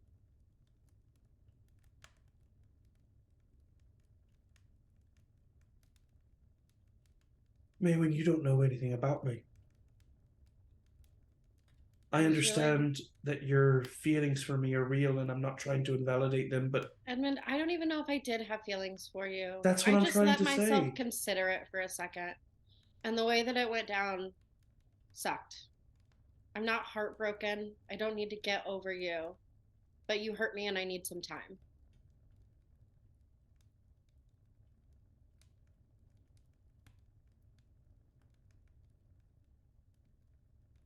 What do you do when you've hurt someone that you care about and by doing something that you couldn't help? You let them feel what they need to feel. Here I am asking for advice from the one person I shouldn't. Edmund, I don't even blame you. It's not even that I'm mad at you. I am a little mad, but it's not that. It's that... It's your past. It's the fact that it's the tip of the iceberg. I understand. Just need to focus on me for a little bit. In the midst of all of this, I found out that my parents threw a funeral for me. So I need some time to not focus on this, for things to not be weird. We work together. We work well together. I just want to make sure that we're on the same page. Does this mean that you want minimal interaction, no interaction? I want to do what you are comfortable with. Can we just like be acquaintances again first?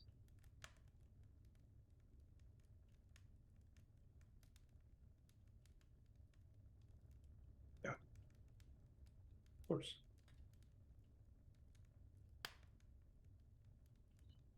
I'm really not mad at you.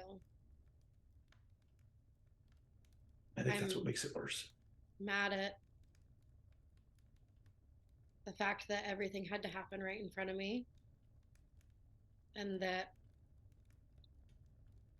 I didn't know if I was being lied to or if things just hadn't been spoken about or what.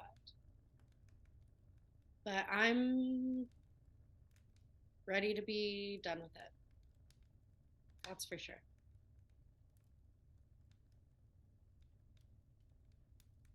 I'll leave you be. Have a good night. You too. And he turns and he starts to walk out. And as he walks down the hallway, Quinn, you're returning with some drinks. I have a tray with a bottle and 2 glasses, and I'm just staring at Edmund as I walk by him. Quinn? Edmund? Everything you said about me was right. And he turns and he starts to walk away. I'll just walk in the room. Okay. Rosie. You're muted. At some point in the middle of the night, Rosie would wake up to converse with Dune, like she said she was going to start trying to. Yeah. So, okay. Yeah. So what do you do? I mean, like, I would probably... Was I in my own room? Yeah, you're just in a bed. Okay, I wake up. In a much nicer bed than you laid down in. Oh boy. Suddenly I remember why I kind of stopped this.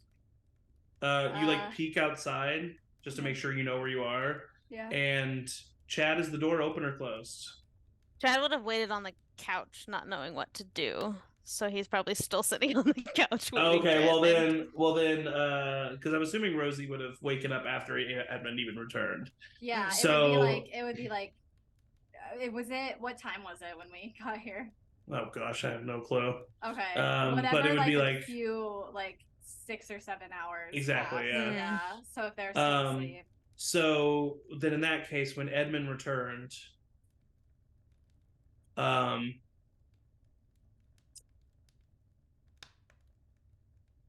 actually, Edmund does not return. Oh no. So what do you do after a time, Chad? then probably Rosie would just see Chad asleep on the couch, but like in the sitting up position, like very like dad pose, like head back, like mouth open, asleep on the couch. So you open up and you see that Chad is there, so you know that you're with friends. Oh, okay. Not like it used to be, right? So I'll shut the door and I'll like get on the bed and I'll like sit crisscross, applesauce, meditation kind of, and Dune.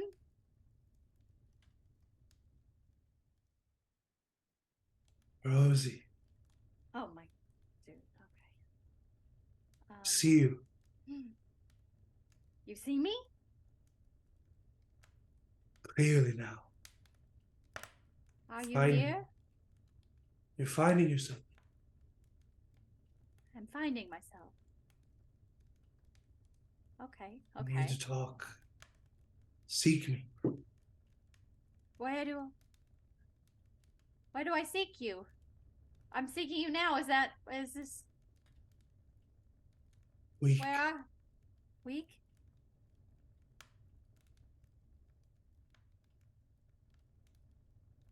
I'm weak, or the connection? Me. Weak. You're weak. Seek me. Okay. Seek me. And I'll like close my eyes and just say seek me.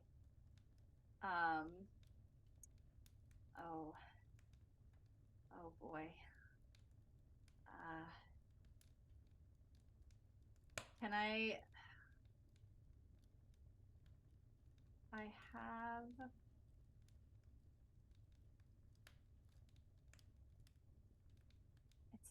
it's just for a weapon. I guess I'll just can I roll like a religion check or roll a wisdom saving throw. Insight check or something. Roll an insight check. Roll an insight check. On that. Yeah, seek me. Ooh. That is a 24. Dune has always been this amorphous figure for you. Mm-hmm. You never heard of Dune's voice until you started with this party, until you started adventuring with them, until you started fighting again, defending again. And that was the first time you heard his voice. And now, where you've truly been finding yourself more and more, he's able to reach you. Your mind is not cluttered as much with who is Rosie.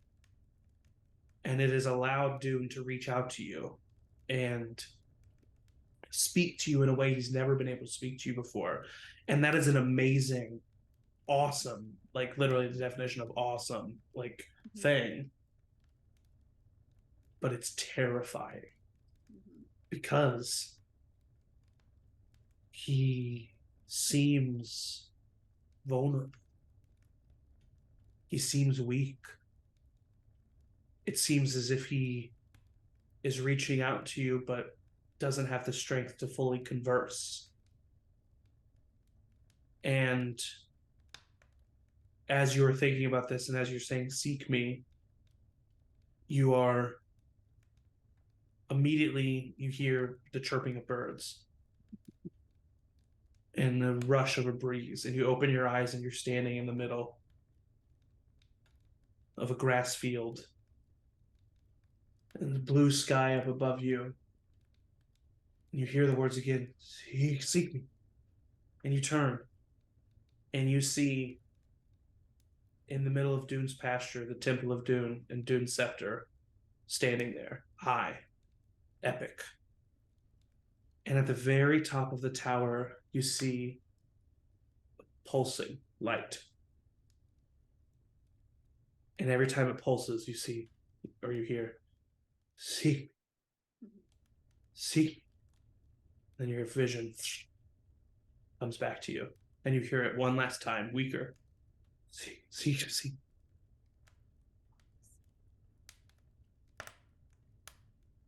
Oh, rats.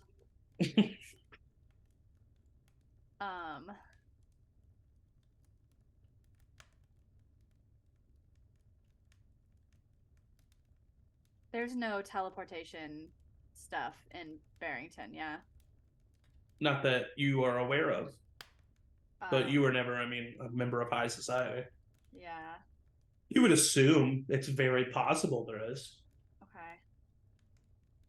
And you would know of, well, yeah. Sorry, go ahead. No,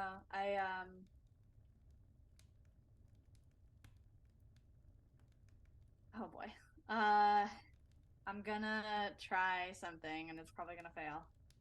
But I'm gonna do it. Okay. I'm going to use one of my fresh sendings. Okay. To see if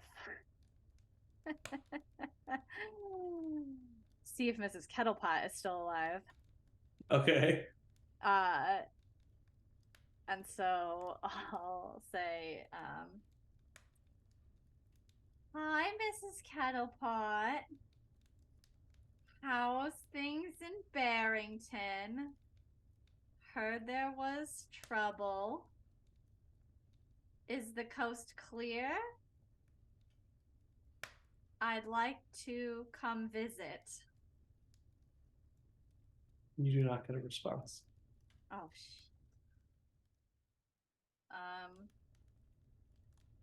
This is how I find out.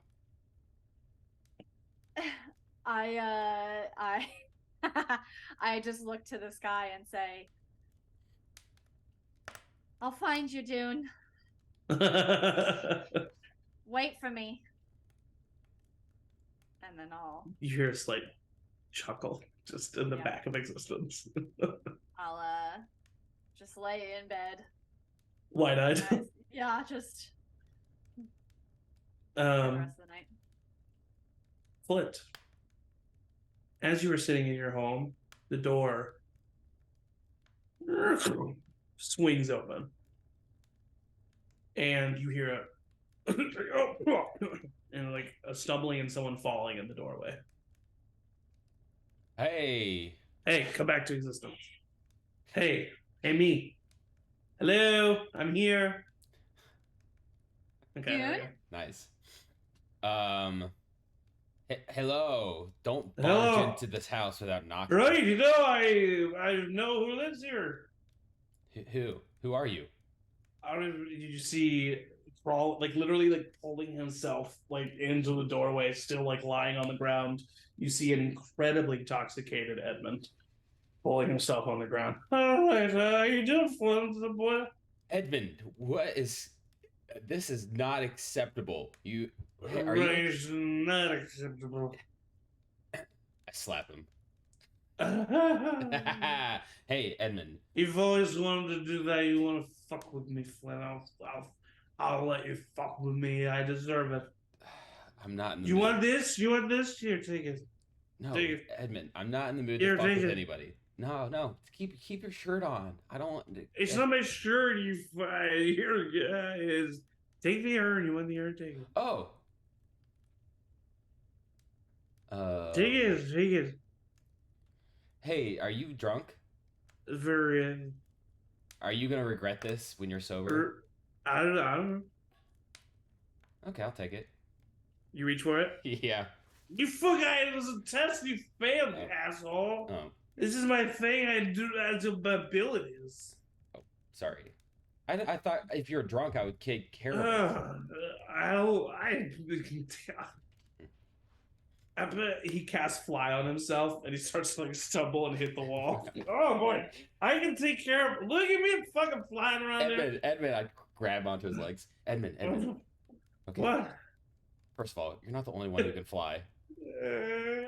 Hey, it's everything's. Hey, I'm patting his back. Hey. All I ever do is hurt people. No. Ever since Quiz took over from my body, I've become evil. Yeah, that did put you on the back foot. Right. And I broke Maywen's heart. And she said I didn't, but I did. You broke her heart? She was my best friend. I never told her that, but it's how I felt. My best friend. But then I fell in love with you. I didn't mean to. Yeah. But I did, and I've never had a family.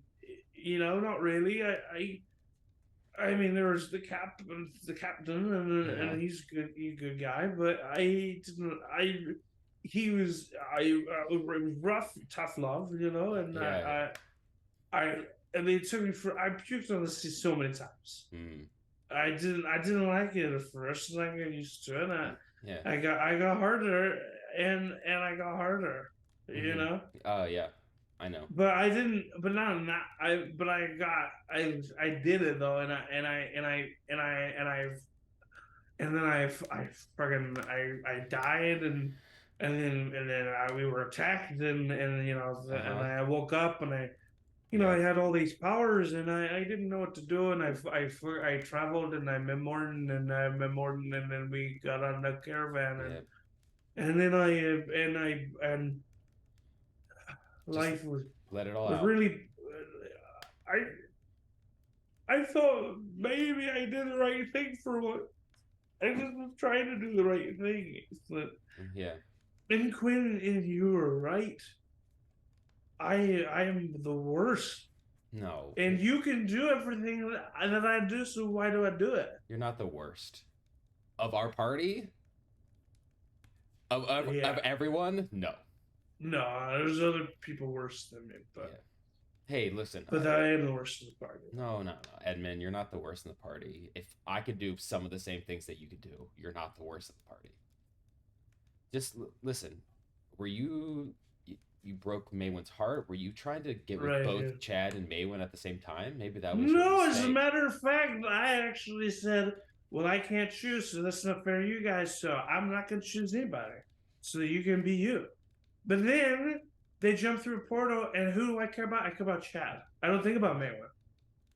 That's not cool. But I didn't choose it.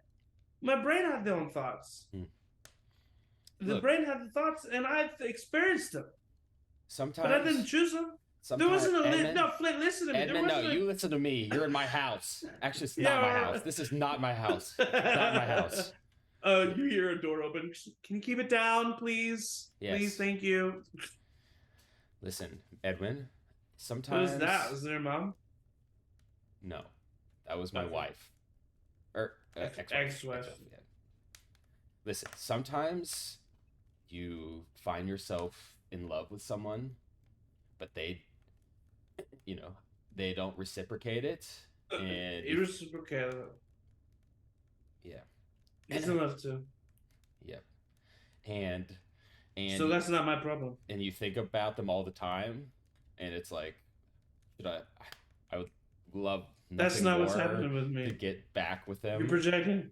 And it's like, I think we were perfect. This isn't the same deal. And it's like, Marble, this is about an I want to get back with you so bad. And then it's his name's like, Chad, this is a boy. It's like, Chip is so stupid. you're talking about your situation. He's hot. Yeah. So hot. I mean, he's a really hot dwarf. Penis is huge. Does that help at all? So big. A big penis? Yeah, anything. Does that help? I don't know. Oh, what you just said to me? Yeah. I don't know. Did that help you? Because it didn't help me for shit. It didn't help for me for shit either. Oh, fuck. All right. I think I'm going to go jump off a mine shack. What? No. Edmund, just Edmund, and just stay I here. Think I'm gonna do that. No, Edmund. And I might cast fly. I might not do. Okay, Edmund, just. I might cast splat. Edmund, that's funny. Edmund, because the blood everywhere. Edmund, and it's blue, and it's red. It's not blue. Yeah. Edmund. So I'm not changing. Yeah, Edmund. Human boy. You should just stay here. Just stay here. I will grab you something to eat, or maybe I'll ask Marble. I was never much of a cook. And then we'll. I didn't mean to. I'm sorry. Yeah. They're there. You know what? I should just go and find. Whatever this is, I'm gonna say no. Maywin a big bear.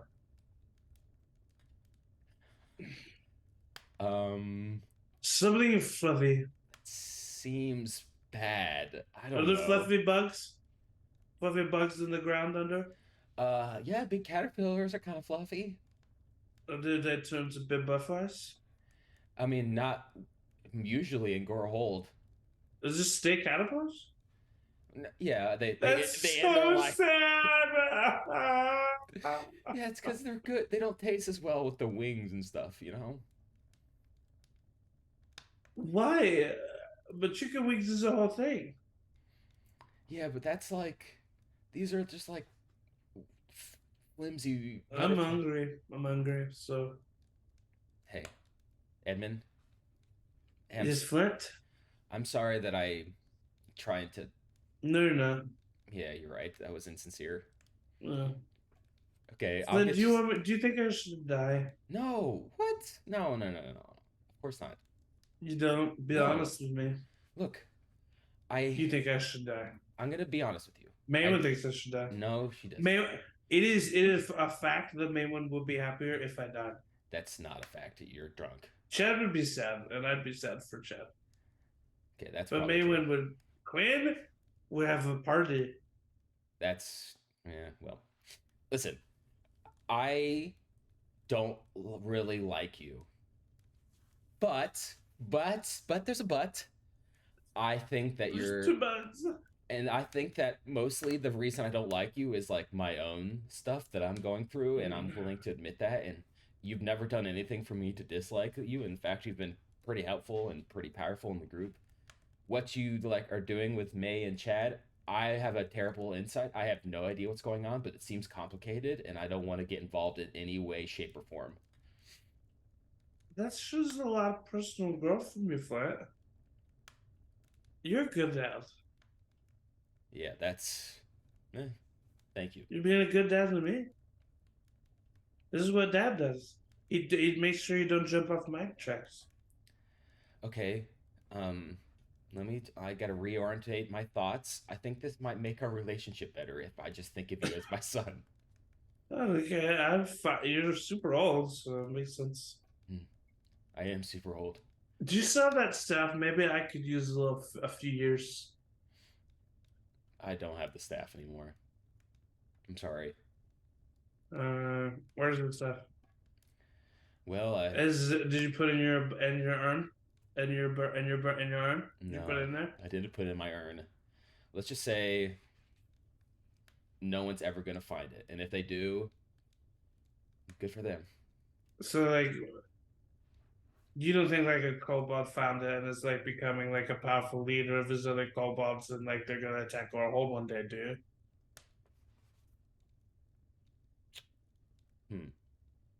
That's not a thing. I didn't happen. I don't think that's happening. I don't think that's happening. Like, can I let you in on another secret? Yeah, I'm actually just processing something really quick. Okay. Yes.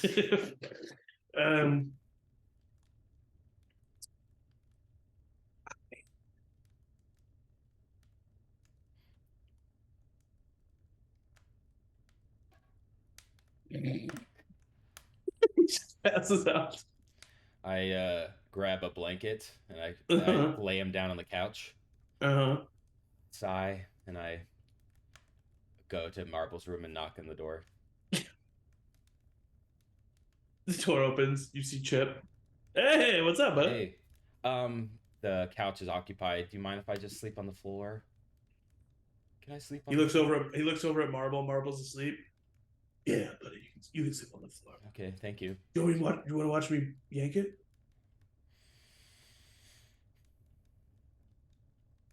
Yeah. Okay. And that is where we leave off for today's episode. Okay, that's good. What a stopping point. Roller coaster. After Lots of character development. On Shale and Marble, things really went downhill. Lots of character development in this episode. Oh my God. Lots of lore dropping in this episode. Very narrative heavy episode. God. Something's dropping. Of Trump person. I can't wait to read the chat back. But thank you all so much for watching. We actually are not going to have a session next Sunday, so don't tune in, but maybe catch up if you want to catch up.